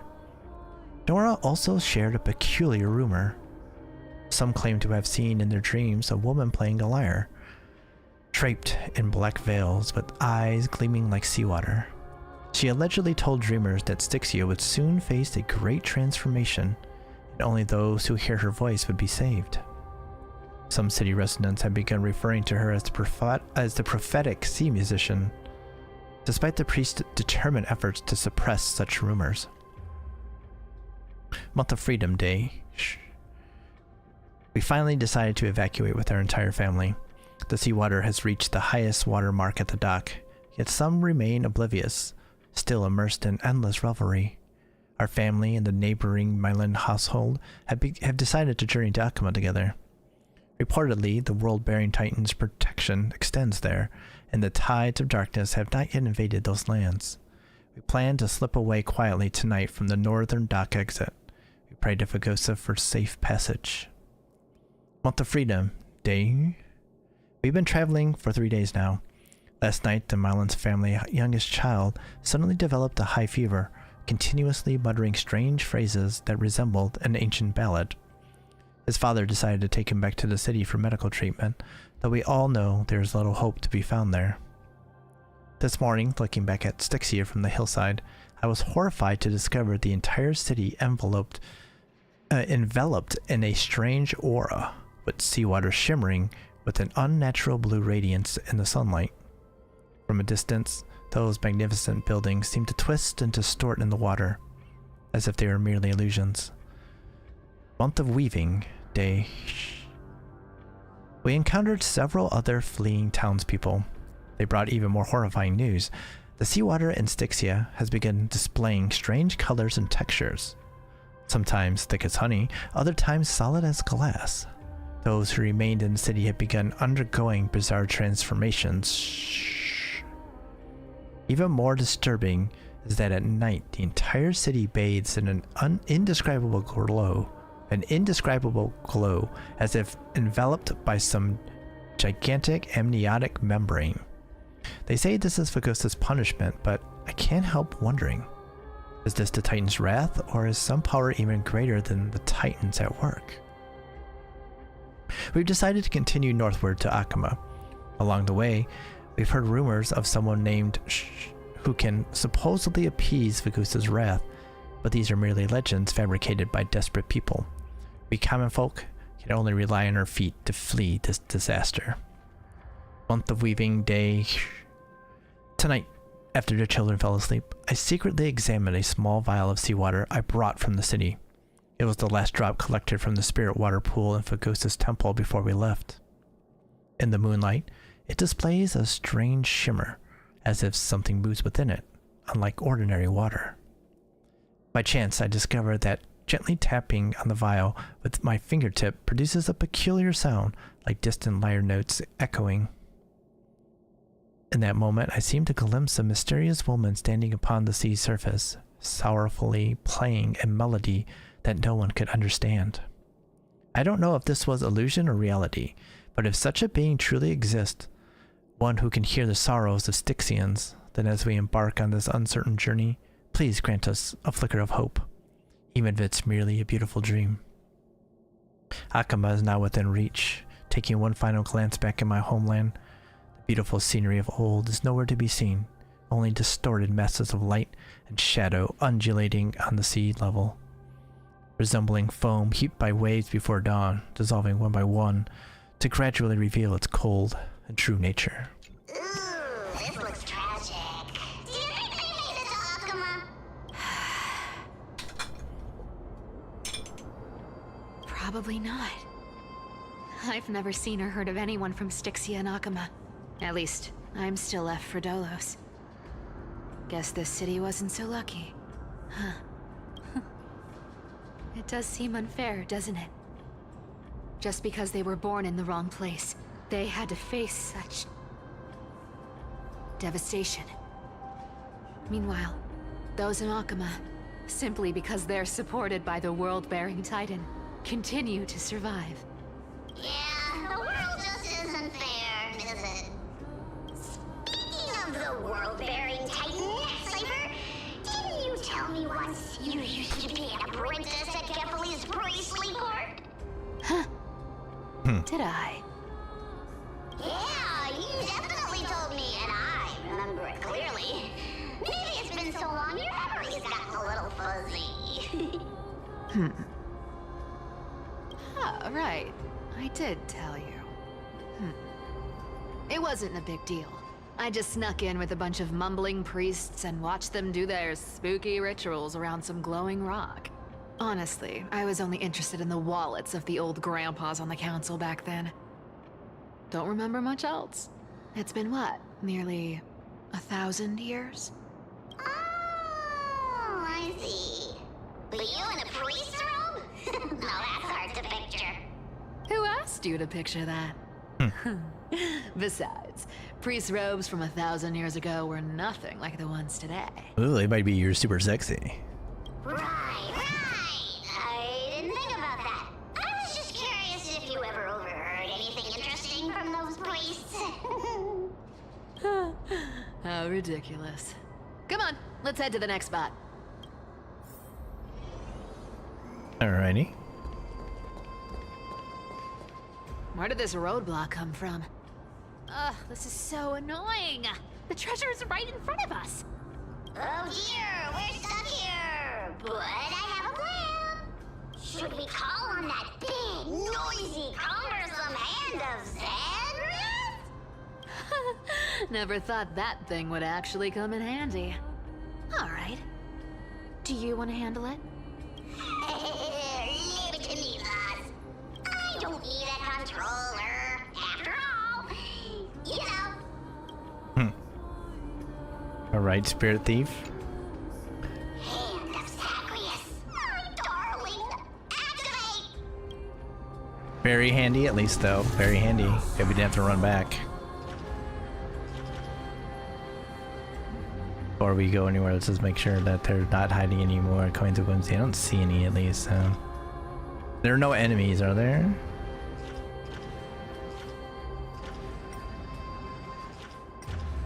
Okay, we can't go any higher. Okay. Just checking. We're taking a little look-see around just to be sure here. Okay, I guess not.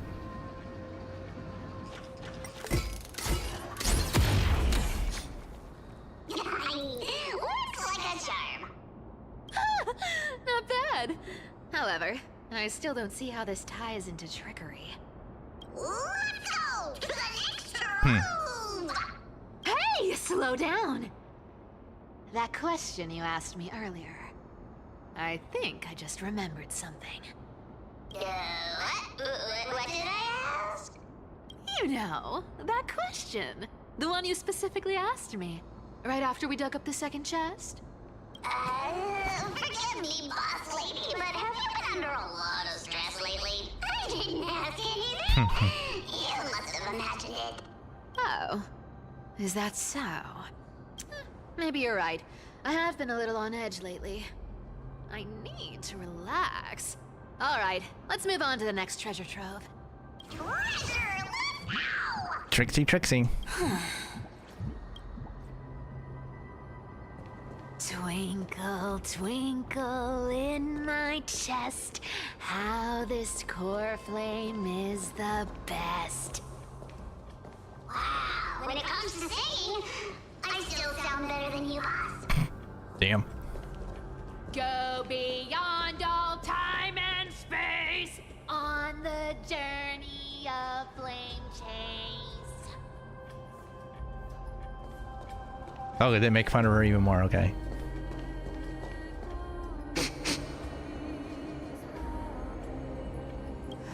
This scent feels like something incredible is buried here. Incredible indeed. If even boss lady said so, how could I not be excited? Do I need to give instructions here?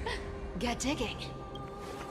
Parcel is like activated excavation mode, covering something hidden beneath the earth.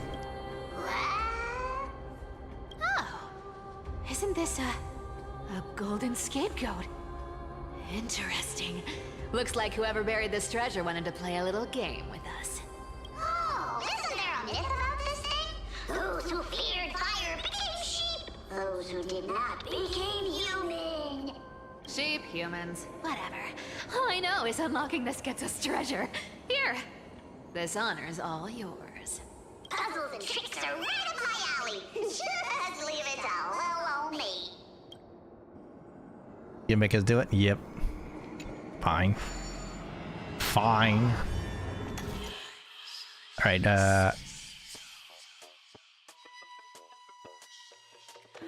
they're... Oh, okay. 1, 2, 3... Is it going to do it? I'm not 100% sure. Now I gotta come back one.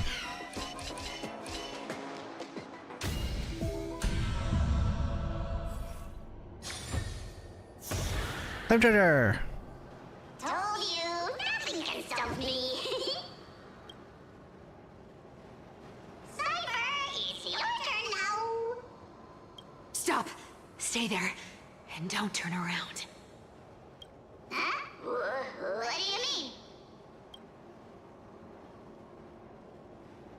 I told you, don't move.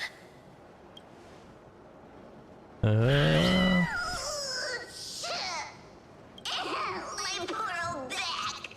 What are you doing? Shh, quiet. Don't say anything unnecessary. I didn't miss anything there, did I? Oh. Just skipped a little animation. That seamstress. She's listening. What? Boss, do you mean? Stay put and keep quiet. I'll handle her. Whoa, whoa. Seamstress. Getting sneaky, aren't we? Did you think I wouldn't notice your little spies lurking around me? As time passes, I find myself leaning more and more on blind luck. With only the power of this little nymph, naturally I couldn't slip past your sharp eyes, Cipher. Even if you could fully control Bartolos's mind, I would still be able to see through your disguise. Aglaya. You've gone to such lengths to spy on my every move. What exactly are you after? I've told you before, you don't need me to succeed. Why don't you just let this go? I already made an exception and got involved with Castorice and Grey Mystery. Asking for more now. Isn't that pushing your luck a bit too far? I'm sorry, Cipher. I've plotted and schemed my whole life. But I never could have predicted our relationship would end up like this. I've spent centuries trying to figure out where I went wrong, replaying every moment over and over. But you've never given me a chance to explain myself, face to face.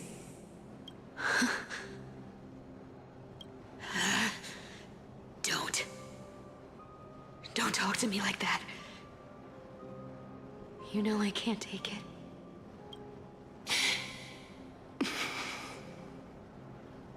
1,000 years ago, out of foolishness, I let my silence steal away the most beautiful sound I'd ever known. Hyacines. So this time, I must say this to you, even if it's all in vain. I need you, Cipher. The Chrysos Heirs mission needs you. The finale I've delayed for far too long. It's finally here. Whatever resentment you still hold against me will fade once I'm gone. Please, come back to Akama. I'm begging you. Without you, they don't stand a chance.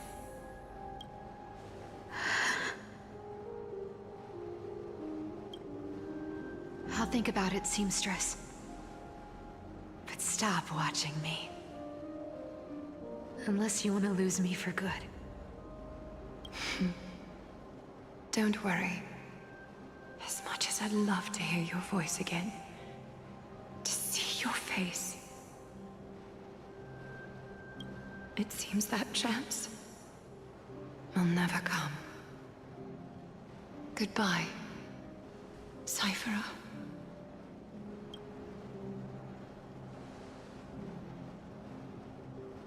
Goodbye, Aglaya.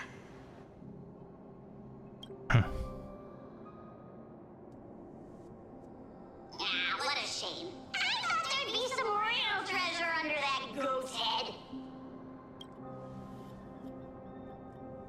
Turns out, everything in that chest was soaked in water from the River of Souls. Nothing valuable left. Those relics were once priceless. But time has eroded away all that they once were. Aww, hearing that from you makes it sound so sad. Wait, why am I getting all sentimental? I haven't even processed what just happened. That horrible woman. When did she... Oh! If you see her, let her know this. As demigods, we can't avoid our duties forever. Could it have been back then when... Do you remember now? Looks like you don't need me to jog your memory. She must have slipped that nymph into your pocket while you were distracted. Don't underestimate that bug. It's every bit as dangerous as the seamstress's golden thread. Let your guard down for even a second, and it might take over. Make you spill secrets you'd never share otherwise. Whoa, that's like some brainwashing monster straight out of the Black Tide! Creepy. Boss, how did you realize something was wrong? I'm curious, what exactly did that nymph make me say? Actually, it gave itself away very early on. the world-bearing titan, Cipher. Didn't you tell me once you used to be an apprentice at Kefali's priestly court? We've been partners in crime for 1,000 years. We've talked about everything there is to talk about. Except for that one experience at Dawncloud. I never told you about that. I absolutely wouldn't have shared that with anyone. But, boss lady, there's a chance Aglaia wasn't trying to trick you? And as far as I know, the embodiment of trickery despises that golden thread which forces people to speak the truth. You'd never defend Aglaia. Isn't that right, Zagreus? You have a terrifyingly sharp mind. After all, I'm the only one in the world who knows you're still alive. To make sure you survive the Titan trial, I had to fool the entire world. Interesting. Very interesting. If you want to keep that lie from falling apart, you'd better keep playing your part in the days ahead.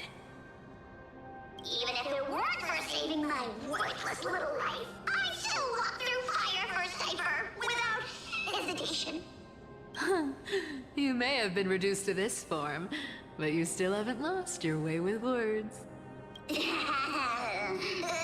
of which, Cipher, you're not taking that wicked woman's words to heart, are you? Life's been pretty great lately. Why get into trouble now? Don't you think? Honestly, I've been thinking. Maybe a trip back now wouldn't be too bad. You're back again, Cyphera, your face. I need clothes. Anything. Just throw me something. A piece of cloth will do. Just enough to cover the wounds. I will pay back the amount I owe. I promise. You're bleeding golden blood. Yes, what about it? So what if I'm one of those Chrysosairs they talk about? Those infinitely strong heroes. World-renowned swordsmen. Exceptionally intelligent scholars. Cyphera. Oh, I'm sorry to disappoint. Who knew that group of amazing people would include me? A pauper. Thief. Con artist. Maybe I should just make another cut to drain all this yellow stuff out of me and... Stop it, Cyphera. I'll give you clothes. Warm you up and... stay here. Stay in my workshop until you're healed. Aren't you going to ask me how I got these wounds? Right. What's the use? I'm so good at lying. Even your golden thread can be fooled. If you can't verify the truth, why bother asking at all? I don't need to ask. Nor do I need to use the golden thread. I know everything you do is for survival, at all costs. Stay here. You won't have to deal with the cold or go hungry again. Stay by my side, and you can start putting yourself back together. Aren't you worried I'll ruin this place's reputation? Or that I might sneak off with your precious clothes and sell them? I wouldn't have invited you if I were worried about those things. You're weird, seamstress. You know, they say a child who often lies remains a liar for life. I've tried not to become a liar, but honestly, it's just too hard. I'm close to giving up. What makes you think I won't disappoint you? Because I can feel it. Not with the power of a demigod, but with the heart that beats in my chest. You love this place. That's why you keep coming by, but also why you hesitate to stay longer. You worry you'll tarnish the Gold Weaver name. After taking over Nestia's divine authority, I became used to letting the golden thread distinguish sincerity from falsehood. However, the mission I need to complete requires me to learn to trust and rely on my heart. Cipher, you're an honest thing I've given to this world. And also a challenge the world has given to me. Stay here with me. You have a beautiful face that deserves better than to be covered in scars and grime. You've got a way of talking that's hard to follow. All right, let's make it a deal. You have 1 day to change your mind. Once the action hour passes, there's no turning back.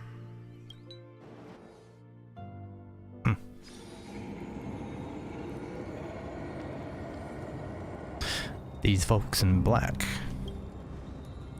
are not responding to provocations, nor do they seem intent on fighting.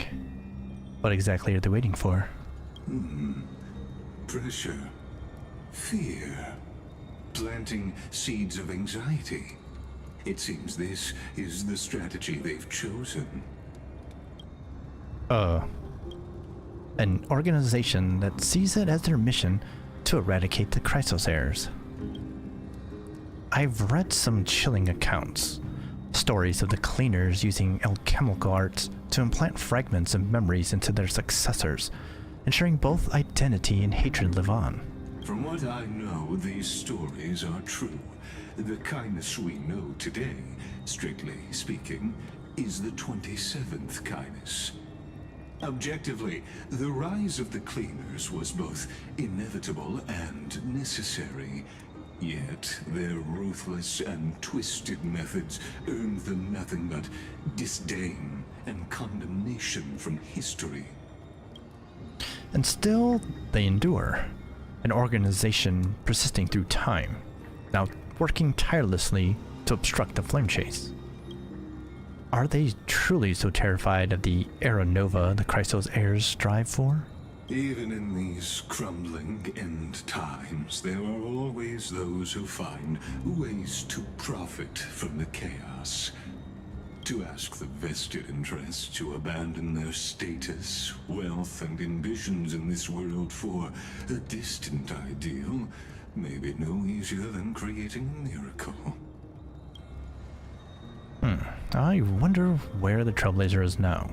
If they're targeting me, she definitely won't escape their notice either.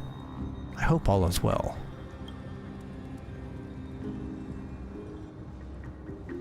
Is that Lord Kratos? There you are, Lord Donghung. We couldn't reach you on the teleslate, so the Holy City Guard almost assumed you two had met some terrible fate. You pests crawling in the shadows, back off. Your plot ends here. You played your hand. Run while you still can. It might be your only chance to survive. Stay away from Akama forever. If you set foot there again, the fury of its people will tear you apart. Because Aglaya is dead, and in the eyes of the Holy City citizens, her blood is on your hands. Not that we didn't already know, but the confirmation still.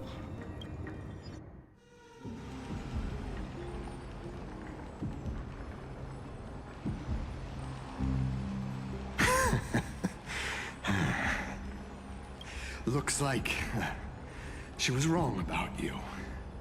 She? Are you talking about the mastermind behind all of this? Well, she thought you were weak. She believed that even when you were facing the evil that you claimed to oppose, you'd hesitate to strike. Misinterpreting mercy for weakness shows how arrogant and foolish your master is. They're still alive. With proper care, they'll pull through in a few days. But I must warn you, I haven't fought a human in ages. I can't guarantee I'll always be able to hold back. They're lucky they're still alive. If you feel as lucky as they are, try me. Just a little pissed. Bro, you sound so cool. Fainon is seriously upset. Get out of here. Don't show your face around us again. If your master wants to stop the flame chase journey, she'd better bring an army that makes Kremnos at its peak look like child's play. I've said it more than once, Lord Finan. We're not here to start a fight. We came only to ensure you weren't anywhere else. While you were unaware, we already accomplished our mission to buy time. So, Lord Finan, until next time.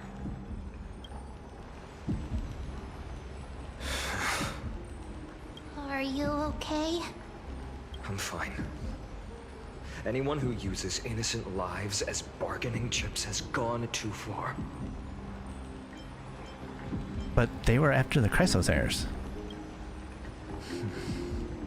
I guess the opposition within the Council of Elders is still desperately fighting to obstruct the flame chase.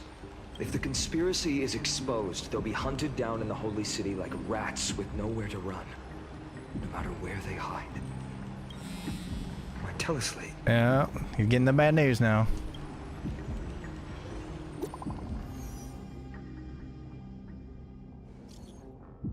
Current maker global announcement due to force majeure. The World Wide Web operations will be temporarily suspended. Please stay calm and remain in your homes. What's going on? Whitelist protocol loaded, okay. Because we're not in the service area. Interesting. Local golden thread enabled for emergency internal communication only. Lady Goldweaver deceased. Please return to the Holy City at once. I know it's hard to believe, but please come back soon. On my way. Aglaya, is this blasted? Those guys. Must be a lie. We know it's not a lie. What's it those guys doing? But how could they possibly? Stay calm. This could just be one of her schemes. I won't believe it until I see it for myself. Finan, what should we do now? Stay on course. I'll contact Treeby and ask her to keep the citizens calm. We'll hurry back to Akima as fast as possible and assess the situation in the city. If we run into any enemies along the way, I won't be merciful this time. Only slightly pissed. Cartonis? Oh, you're forging a sword for Finan, aren't you? I haven't seen you wield the hammer in so long. I couldn't help but be entranced by the sight. You, Aglaya. In this form, you come to me. It means... That's right. At this moment, my physical form is already shattered.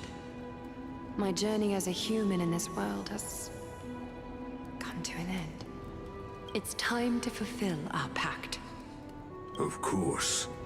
The pact I haven't forgotten. The thing I entrusted to you. Do you still have it? Far too plain this vessel is. Not worthy of you. Do you still insist? I insist. Over the past 1,000 years, every piece of fabric I've worked with has been tainted by my cold divinity. It's made me hate their colors, texture, and scent. This ornament stands apart. It was a gift from a child. She was pure and kind. I often wished my childhood could have been like hers. How to say goodbye to everyone? Have you already planned? I'm afraid there's no such detailed plan at this time. I deeply regret not being able to say farewell to them, one by one. The moment has come. My departure will give them one less thing to worry about. This parting gift should help ease the regret of such a sudden goodbye. Invented for the Titans, Kremnos' soul-forging technology was though divinity it retains, filtered out, the remnants of humanity will be. Is that what you want, Aglaya? You've confirmed this with me repeatedly. Yes, Castorice. I need you to do this for me. So it's filtering out the lesser humanity? Or preserving it? Condense my divinity into this ornament. It might still be useful in the future to help them complete their mission. Okay, so it is filtering out her humanity and just leaving the divinity. Selfless until the end. Envy that child, there's no need to. Already lived a grand life your humanity has. Your praise puts my heart at ease, Grand Craftsman. Now, please, take me through the last tempering that fate has to offer.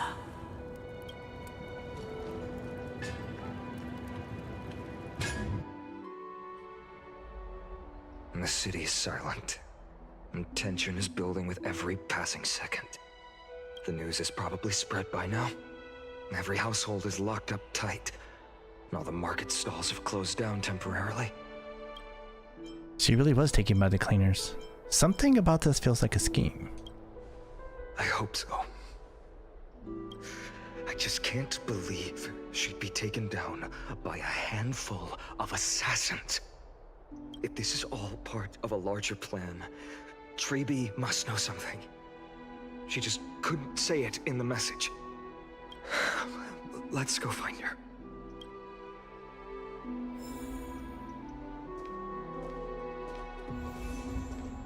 All right. That was. Oh, so it's not the challenge to save your camera. It sounds like.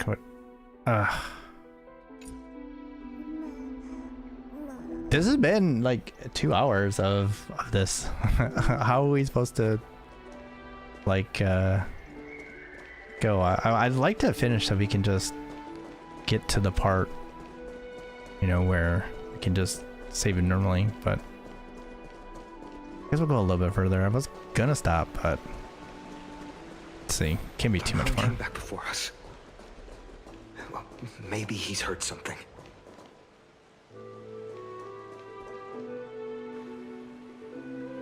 Ah, you're back. How's everything? No injuries, I hope? Don't worry. The cleaners didn't lay a hand on us. Lord Castorice, were you in the city when it happened? What exactly went down? Regrettably, no one knows the details of that moment. Eyewitnesses only saw... It's fine. Just tell me. Eyewitnesses at the Memorial Palace saw Aglaya fall from the Chrysos airbath. Oh, gods. She showed no signs of life by the time the Holy City Guards approached to check. They were too afraid to jump to conclusions. After all, she was a demigod who lived for over 1,000 years, the leader of the Chrysos heirs. Most citizens of the city believed that death couldn't touch her. She was pierced through the heart by a uniquely crafted dagger. I saw it for myself. It's one of the weapons carried by the cleaners. Why didn't they go after us? She really was assassinated. No, that doesn't make sense. The ones who appeared in the Grove and those who confronted Dan Heng in the Abyss didn't immediately resort to violence. They were just watching and trying to intimidate. They didn't have any reason nor the courage to attack Aglaya. Perhaps... Speculating blindly won't help. Let's go find Lady Trailblaze as she understands Aglaya's mind best. I'll stay here to lead the guards and maintain order. Find out what happened, but don't take too long. With Aglaya gone, someone has to take her place and lead Akama. Also, Miss Hyacine was the one who declared Aglaya dead. You might want to speak with her. Thank you, Lord Castorice. I'll stay here to lead the guards and maintain order. Find out what happened, but don't take too long. With Aglaya gone, someone has to take her place and lead Akama. Right. Also, Miss Hyacin was the one who declared. Got it. We got it.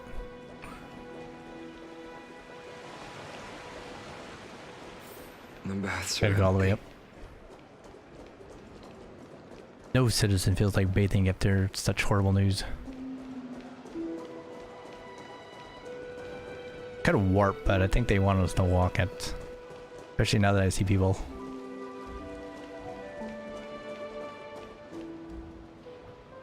Guessing, like, she knew, I mean, obviously, I was gonna say staged, that's not really what it was, but, did it to fulfill her prophecy as much as possible, every little bit, and then made sure people know who did it. Who is responsible. By taking the dagger to whatever in the back or whatever. Hyacin. You're back. We heard from Crowderos. Are you alright? I'm fine. I've been staying close to Lady Treeby and Lady Trinan after the incident. It's great that you could come back so quickly. They need someone with them now. How are you holding up? Not well. After all, we witnessed Lady Aglaya's last moments.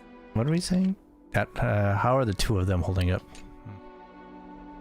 I tried to treat her immediately, but even the sky's blessings. Declaring her death was the hardest thing I've ever had to do as a doctor. Lord Finan, don't push yourself. You're carrying a heavier burden now. Please, don't fall. It's fine. I can handle it. What I've lost is a mentor and a comrade in arms. But for Treeby and Trinan, they've lost a 1,000-year-old bond. Like they're losing a part of their lives. You should rest, Hyacin. You've been awake for a long time, haven't you? We'll handle things from here. Can't we use time's power and like rewind time to see, well, see what exactly happened?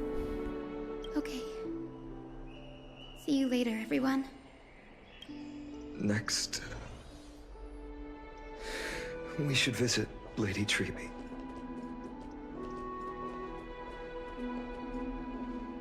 So it's like, what? How did she decide to do it? Did she take a dive for the pool right there, maybe?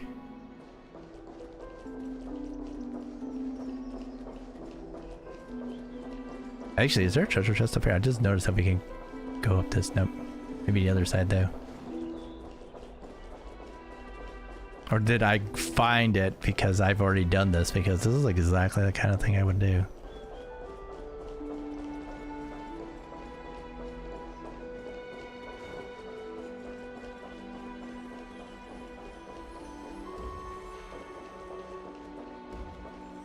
I thought I saw like a investigation style thing there up there.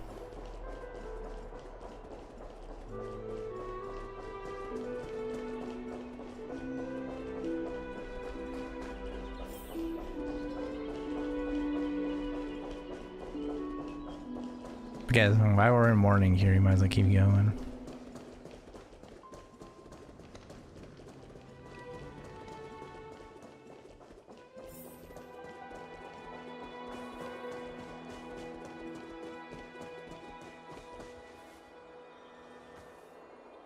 Snowy. Little Gray. You're back. Lady Treeby, Snowy, don't. Please don't apologize to us. You went to the grove to prepare yourself for the threats to Akama. You didn't do anything wrong, so don't be hard on yourself. We were always by Aggie's side throughout this long journey. So, we understood her thoughts better than anyone. She knew she wouldn't see the end of the Flame Chase journey. Yet, she gave everything without hesitation. for the future of everyone. I know what Aglaya expected of me. Right now, the last thing Akuma needs is a leader wallowing in self-pity. The scroll over there was entrusted to us by Aggie. She instructed us to hand it over to you when the time was right.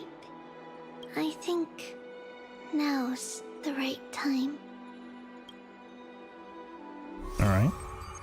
In this recollection, golden threads frayed at the fringe of an era, and posterity took up these sentiments formerly hanging on its web. Tragic news heard during your travels. Head to the book and write it down. Oh, see the memory remnant first. Okay.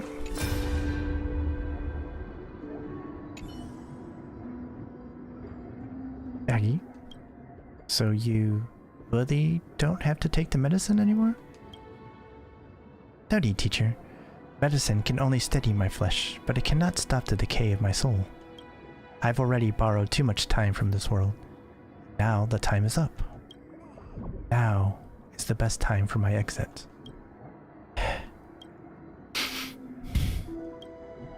Please don't cry on my account, teacher. I have a final selfish request. Can you lend me an ear? Aggie, go ahead. We will definitely fulfill it for you.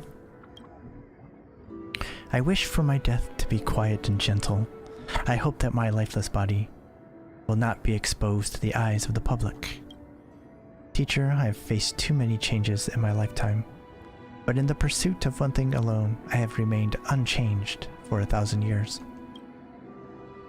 It's beauty, isn't it? Huh. That's right, teacher. Beauty. Aggie, do you think Snowy is ready? 1,000 years ago, when I took up the core flame of Nestia, do you think I was ready then, teacher? Born into this era, we had no choice but to grow amidst the raging waves that set sail after everything was prepared. Ainan, he will understand. He will grasp the duty I've left to him.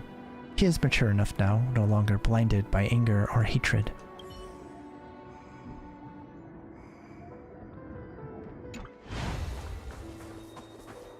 Aggie, I still remember the taste of that oatmeal. See you tomorrow morning. I'll prepare breakfast for you then.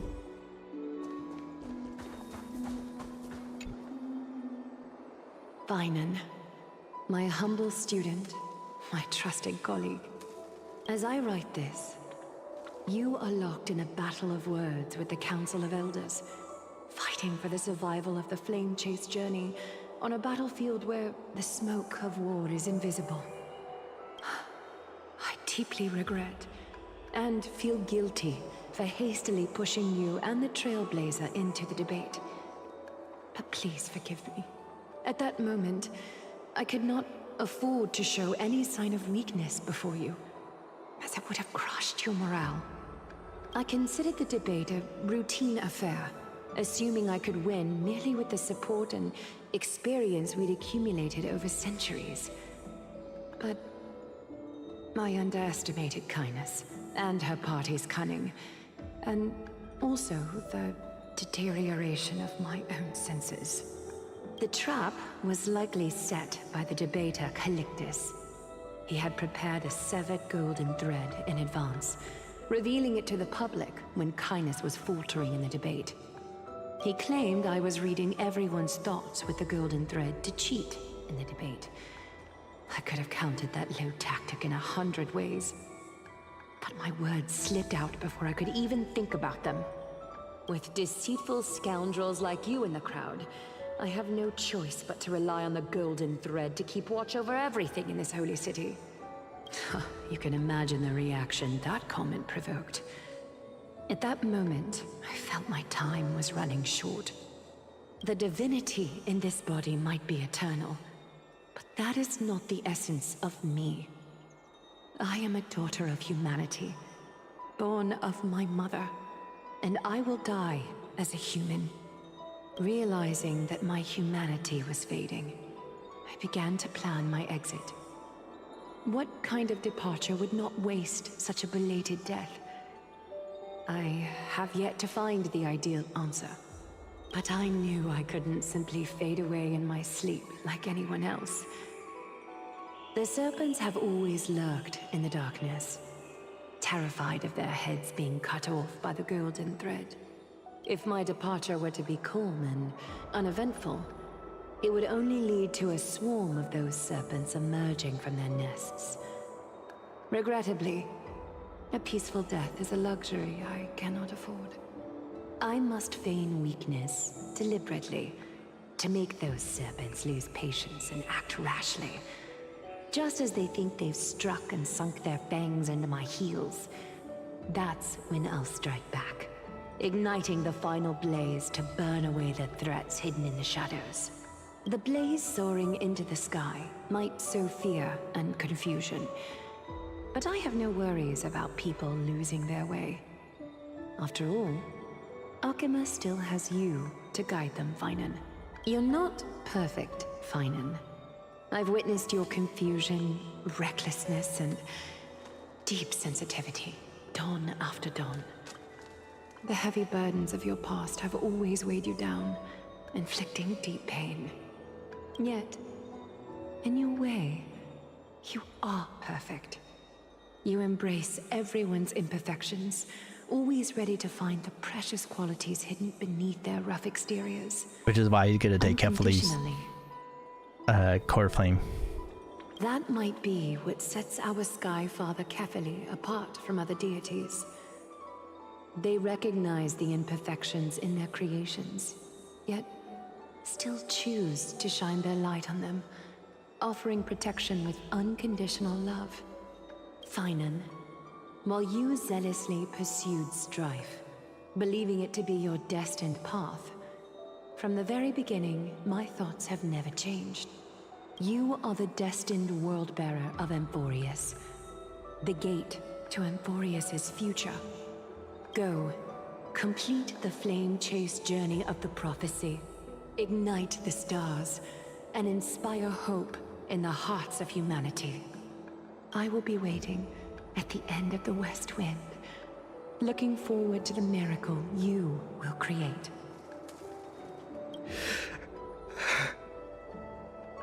Aglaya, how could I possibly be worthy of the burning torch you've passed into my hands?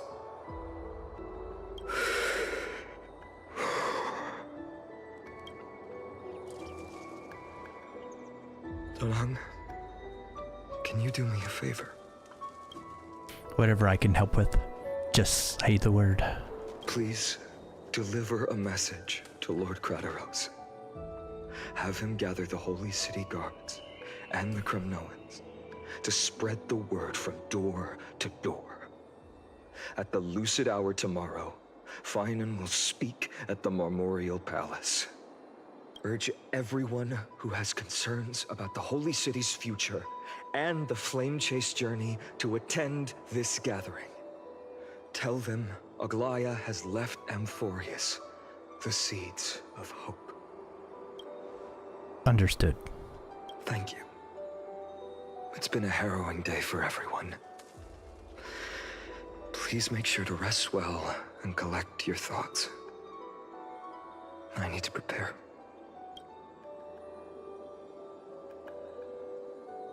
Finan, Cartonis has arrived. Cartonis? What brings you to Marmorial Palace? I plan to get everything settled before coming to see you. Is there something urgent, Cartonis? How are you holding up, I wanted to see. Better than I expected, you seem. There's no room for doubt anymore. It's time to take action and show everyone that the leadership of the Chrysos heirs is still strong. Right. Your assessment is... Now, here. Take this. Is this it? You've completed it. Dawnmaker. The name I've chosen for it. Nice. Very nice sword. Before dawn, prepare for battle. For tomorrow, wield your sword. Befits your stature, it does. Chrysos heir. Dawnmaker. Unbelievable. You've never seen that black-clad swordmaster. You've recreated this so precisely, just from what I described. Precise, your description. Imbued it with the power of dawn I already have. Guided by your will, gleam with golden flames. Its blade will. Wield it. May triumph always be yours. Thank you, Cartonis. I will use this sword to protect the beings of Emphorius. Another thing there is. What's this? Stored here, the remnants of Aglaya's divinity are. This was her commission. Her death she had long foreseen. Can she still hear us? It's difficult to confirm. About divinity, we know very little. In this way, she wanted to be with you. Always. I understand. Let me keep it. With this, I'll have another constant companion by my side. May this world never have need for a deliverer. Someone told me long ago. But when the world dashed her hopes and fell into disarray, if she could see me now, leading from the front, rallying people against their destiny, she would surely smile.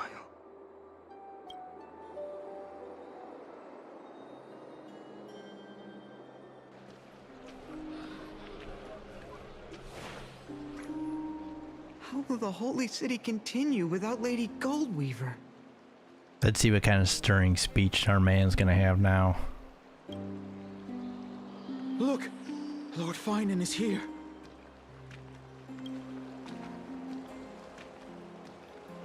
Will he step up to lead Akama?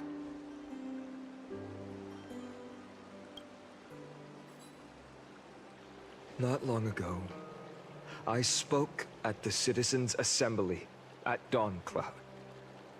I wrestled with every word, searching for the right ones to rally support and keep the Chrysos heir's flame chase alive. In the end, I remembered a lesson from one of my teachers. In battles where words are weapons, outrage and blind passion often overpower reason. I followed his strategy.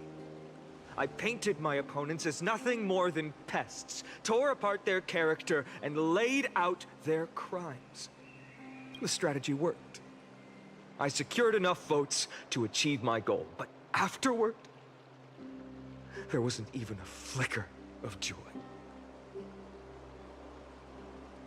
I realized that apparent victory masked a deeper failure. In my pursuit of success, I fueled division and strayed far from my very purpose that led me to the flame chase journey. This journey was supposed to unify, not divide. To strengthen us, not weaken us. It was the gold thread that mended our rifts in the past. Some saw it as a means of surveillance, a tool of control. But no one can deny that it was Aglaya who held this city and even this shattered world together. Now she is gone. Yes, as you have heard, the demigod Aglaya, who guarded the holy city for a millennium, has indeed fallen.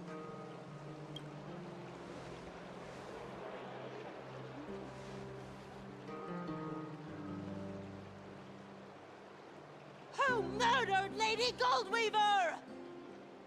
Find the murderer! Make them pay!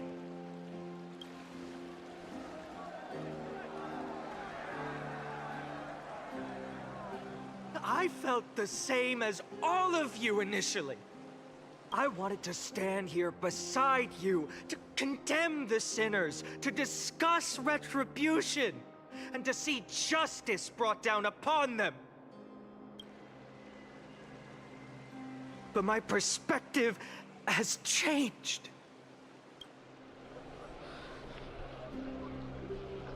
The golden threads that once bound this city have unraveled. Yet no one is celebrating their freedom from control. In the empty markets and bath chambers, one feeling lingers. Unease. Deep down, we all know the last safeguard against the harm we may do to each other is gone. No divine power will protect us from the malice in our hearts. From now on, only the moral code we choose to uphold for ourselves will stand between us and the abyss. Fainan has a way with words. And be quiet and listen carefully. There's something special about a man of letters. For me up there, I could do it too. You think highly of yourself, don't you? Damn right. The flame-chased journey is nearing its end. With only one Titan left for the Chrysos heirs to conquer. Aquila! Before I rise to the skies, I challenge you. Cast out the shadows and malice within your hearts. Let your spirit shine brighter than the sky itself. Let me bear witness. Even without the divine authority of romance, Akama will remain a sanctuary in these end times. A place for the kind people Aglaya dreamed of. The kind of people foretold in prophecy. A better people! Better people! Better people! Better people! Better people! Better people! Better people! I appreciate your willingness to accept the challenge. You have reminded me that Aglaya left me perhaps the simplest duty in the world. To bear the burden of creation, I need only to give one thing. It's a gift she once gave me without hesitation, and now I share it with each of you. Unshakable faith. There's still a long way to go before Amphorius is reborn. But we will not forget the past as we move forward. For the memories of Amphorius will always benefit future generations. Allow me this moment. I want to borrow a few minutes of your time to commemorate a demigod who protected the holy city for a millennium. She was Akama's dressmaker, the leader of the Chrysos heirs, the Goldweaver, Aglaya, and her greatest feat was being a selfless person.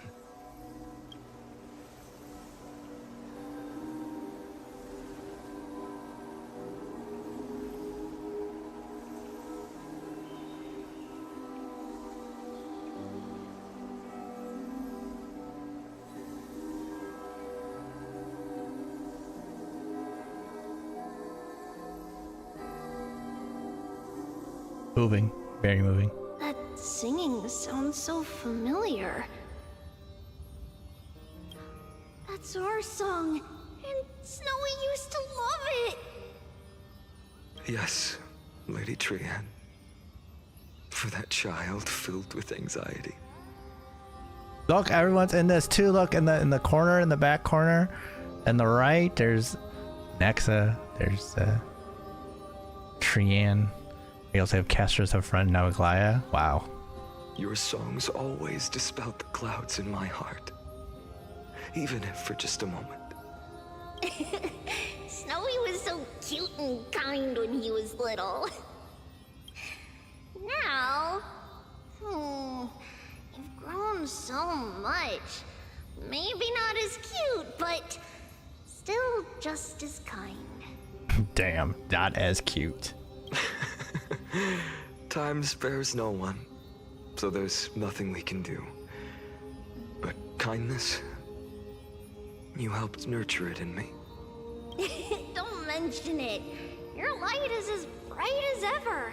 Keep it up and stay strong. See you, Snowy. Goodbye, Lady Trian. I heard what you said. Are you suggesting the debate tactics I've taught you are nothing but sleight of hand? Not at all, Professor Anaxa.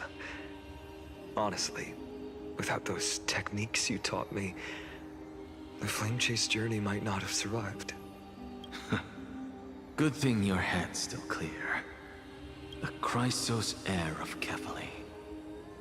I had no idea you had it in you while I was drilling those formulas in your head in class. Who could have thought, Professor? By the way, I've completely forgotten those formulas now. Some things never change. In our next lives, I'll teach you how to truly embrace your divine duties. I'll be waiting. Goodbye, Professor Anaxa. Oh, they're gone. Miss Castorice, aren't you going to say something? Lord Finan, you have always been so approachable. Ever since we first met, you've seen me as a friend. It was the first time I understood what everyday friendship was like. But that's dangerous. Dangerous?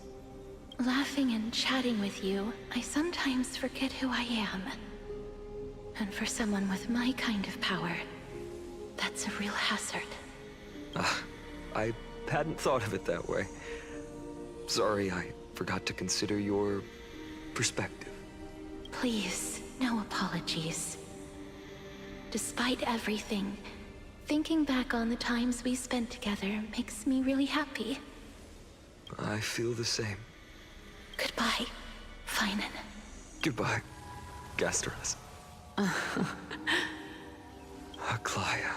Remember, Finan, after completing the flame chase, leave the decision to initiate the miracle of Genesis to the Amphorians. The Chrysos heirs are the executors of the prophecy, yet they, the people, are the true masters of this world. Rest assured, I always keep your teachings in mind. The difference between a presumptuous hero and a tyrant is a fine line. Indeed. Well said.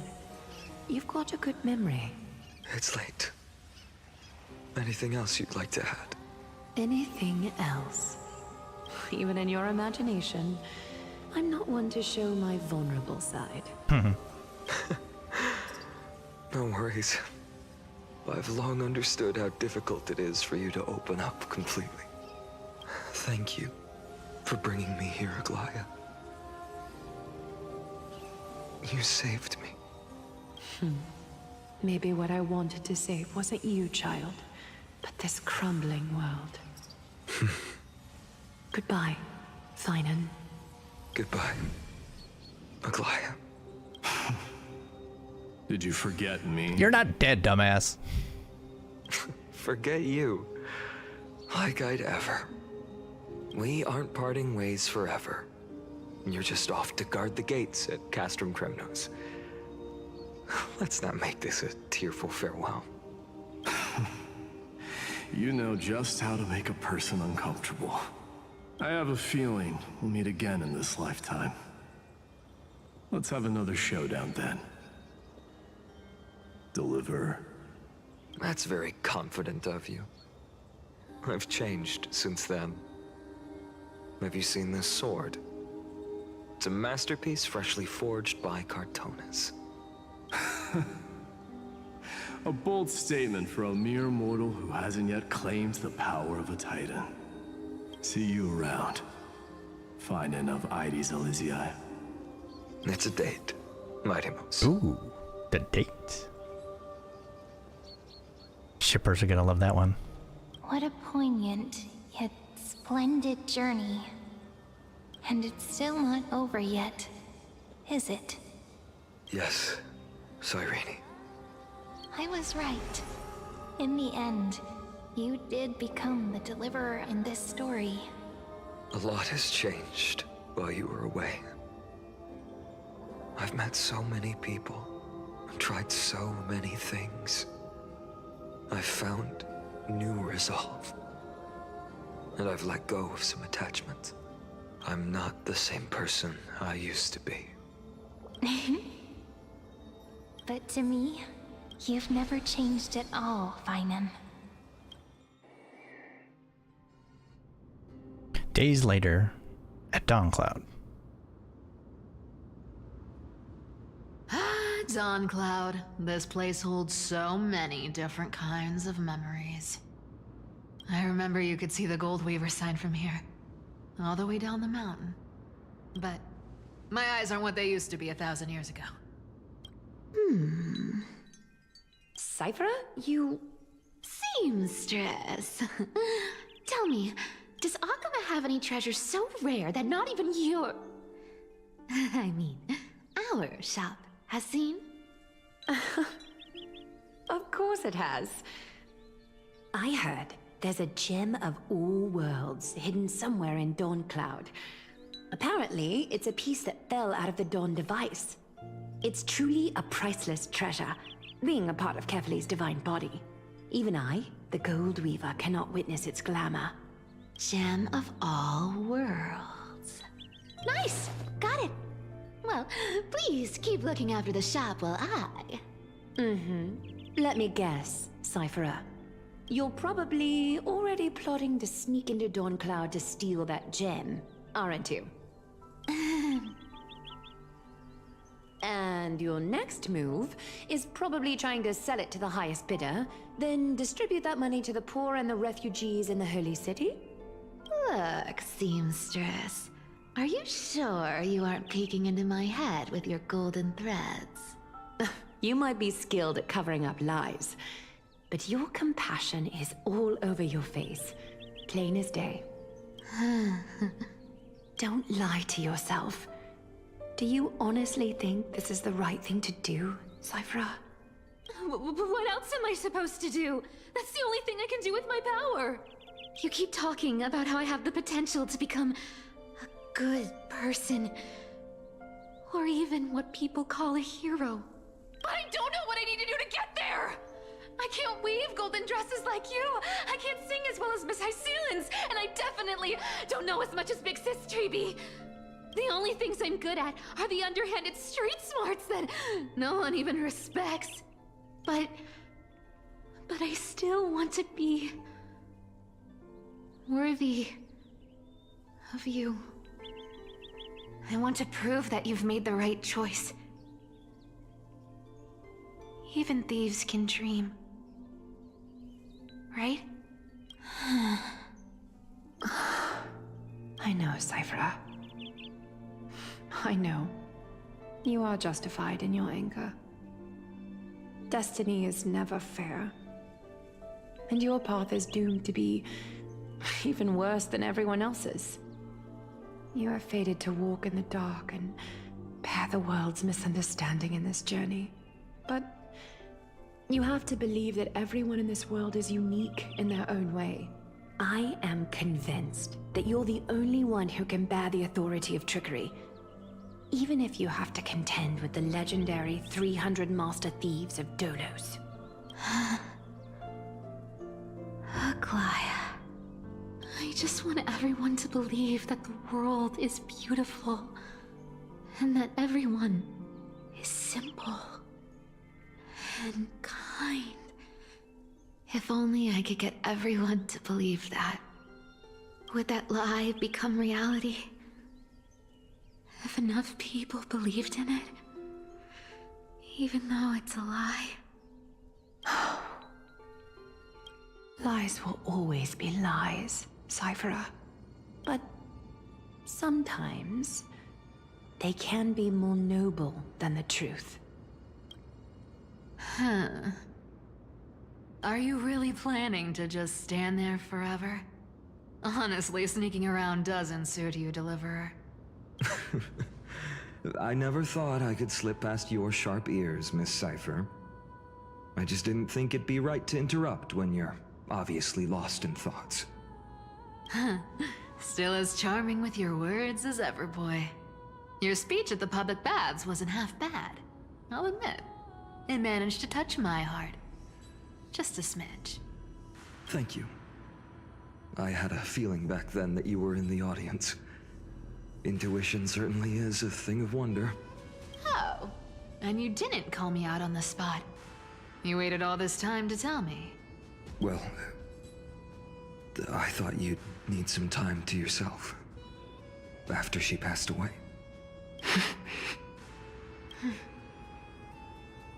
None of your business. Enough small talk. Tell me, what kind of trouble did you run into that you need me, the super old-timer, to step in?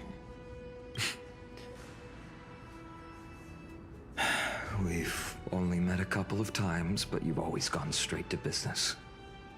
I respect that about you, old-timer, so I'll cut to the chase. You're probably aware that Aglaya has earned the support of the entire city for the Chrysos heirs.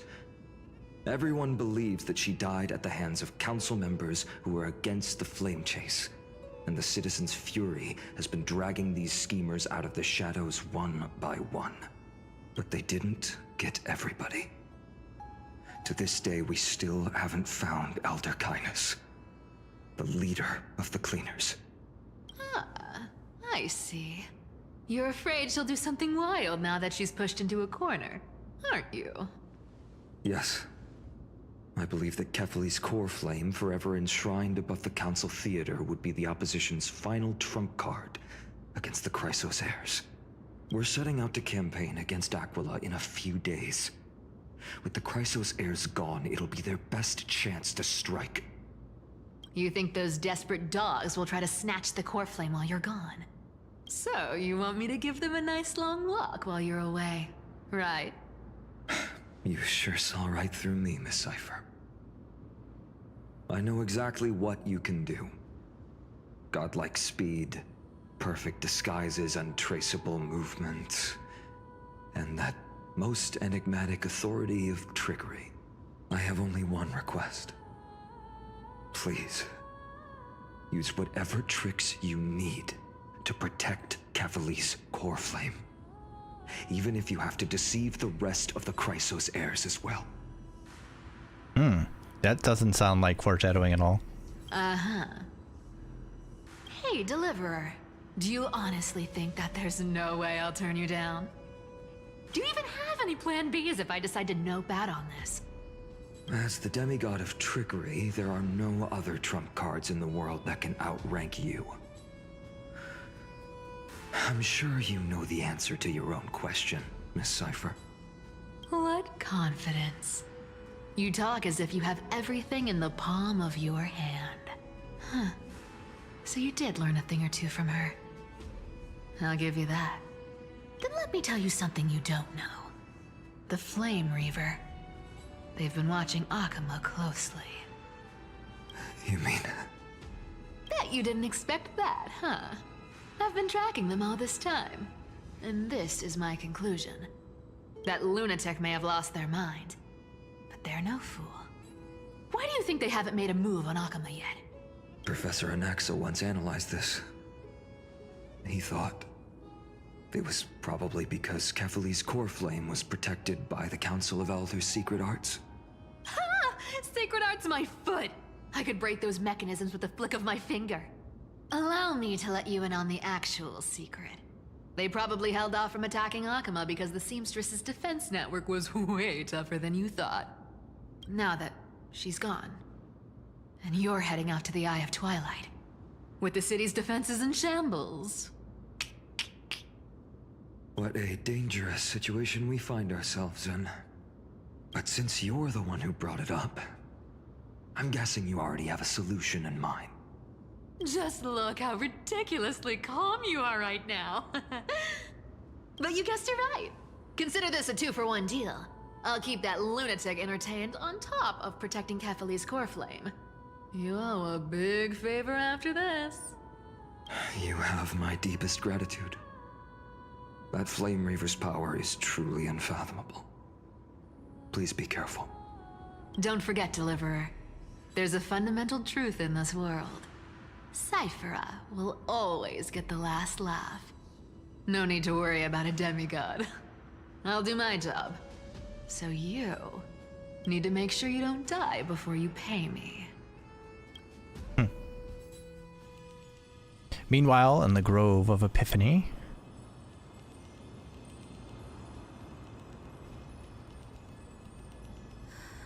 I'm back. I've been trying to stay away from here since the Black Tide destroyed the Grove. And through that, stay away from the memories that might make me sad. But the wind keeps pulling me back. Maybe that's the Twilight Courtyard's duty, after all. I know, little Ika. I know. I too miss the days when we all studied together. But we have an even more important mission this time round. Lord Finan has already set the date to campaign against Aquila. Being a descendant of the Sky People, I... Doot doot, indeed. You're right. At least I can still afford to get lost in thought once in a while.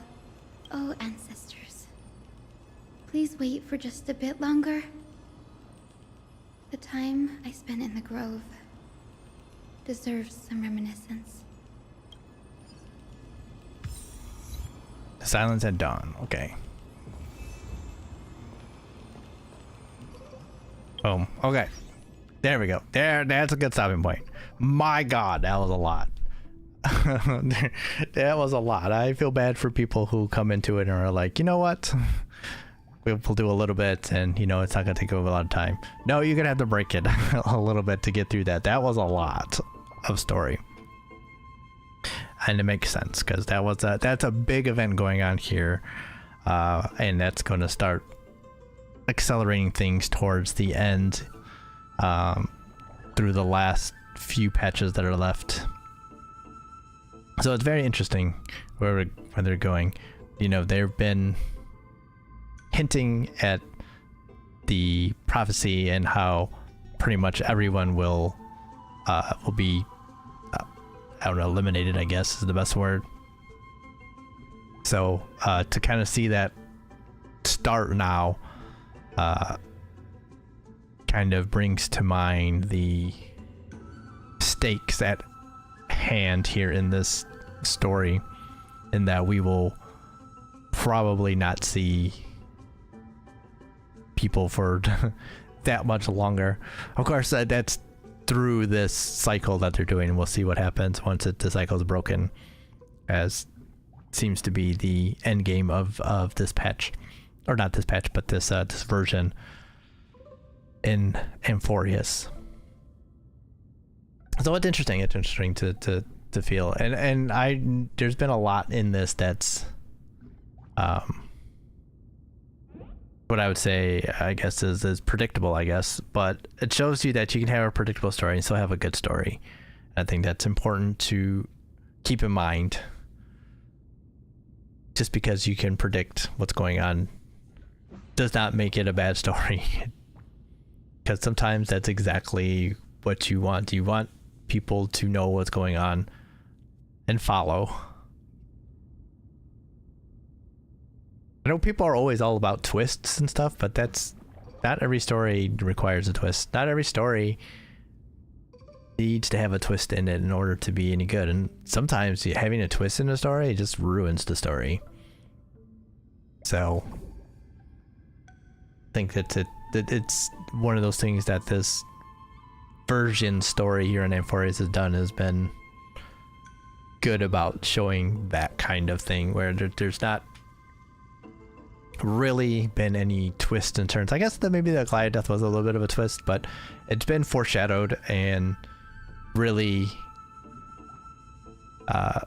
you know, drawn attention to that there was this possibility. We kind of dismissed it a bit, saying, you know, that might maybe in the end or something that might happen, but there's definitely something else to, you know, our expectations with, you know, the characters that we can pull and stuff. We feel like we know what can happen to them in a story like this, but yeah, so it's really been good. It's been really kind of playing with expectations a bit too. Even though it's been predictable, we still have expectations for how a story like this goes, and it's kind of upending those, and I like that. So yeah, it's been good. I'm looking forward to seeing what's happening more, so I guess we'll probably do that next week. And yeah, it's like I said, I've been enjoying it. I really have seen some good stuff out of some of the Hoyo stuff that they've really brought on. They've really kind of upped the game in the story aspects lately, in both like Genshin and in this, so it's all good. It's all good stuff. So but yeah, I'm done for today. Man, that was a lot. I was not expecting to go 3 hours. I was planning on going like 2, but just kept going. But I think we might be on the other channel tomorrow since I have Monday off. We'll see how that goes, if how things go, but that is the plan. So definitely go check that out, and then we'll probably be back Friday, I'm guessing, to continue with this. We'll see how things go a little bit. They might be super tired or stuff going down that is there, so I have to keep that in mind. But yeah, we will we'll see, but that's the plan. So but anyway, tomorrow should be around. So thank you all for hanging out a little bit here. If you enjoy yourself, of course, here on Twitch, hit that follow button and notification button on the YouTube side. Like, comment, subscribe, share, all that good stuff, whether on the stream or in the videos you're able to watch, and really do appreciate it. Links in the description to Twitch and social media, and on the Twitch side, links to YouTube and social media in the panel, or in the profile, in the panels, and also in chat, ! YouTube and ! Social. So check that stuff out. But yeah, that's gonna do it here tonight. Thank you all for, you know, watching. We've made some good progress, so continue. So hopefully y'all are doing well out there. Stay well, stay safe, stay good. Stay healthy. I will catch all of y'all next time. So y'all have a good one. Stay safe, like I said.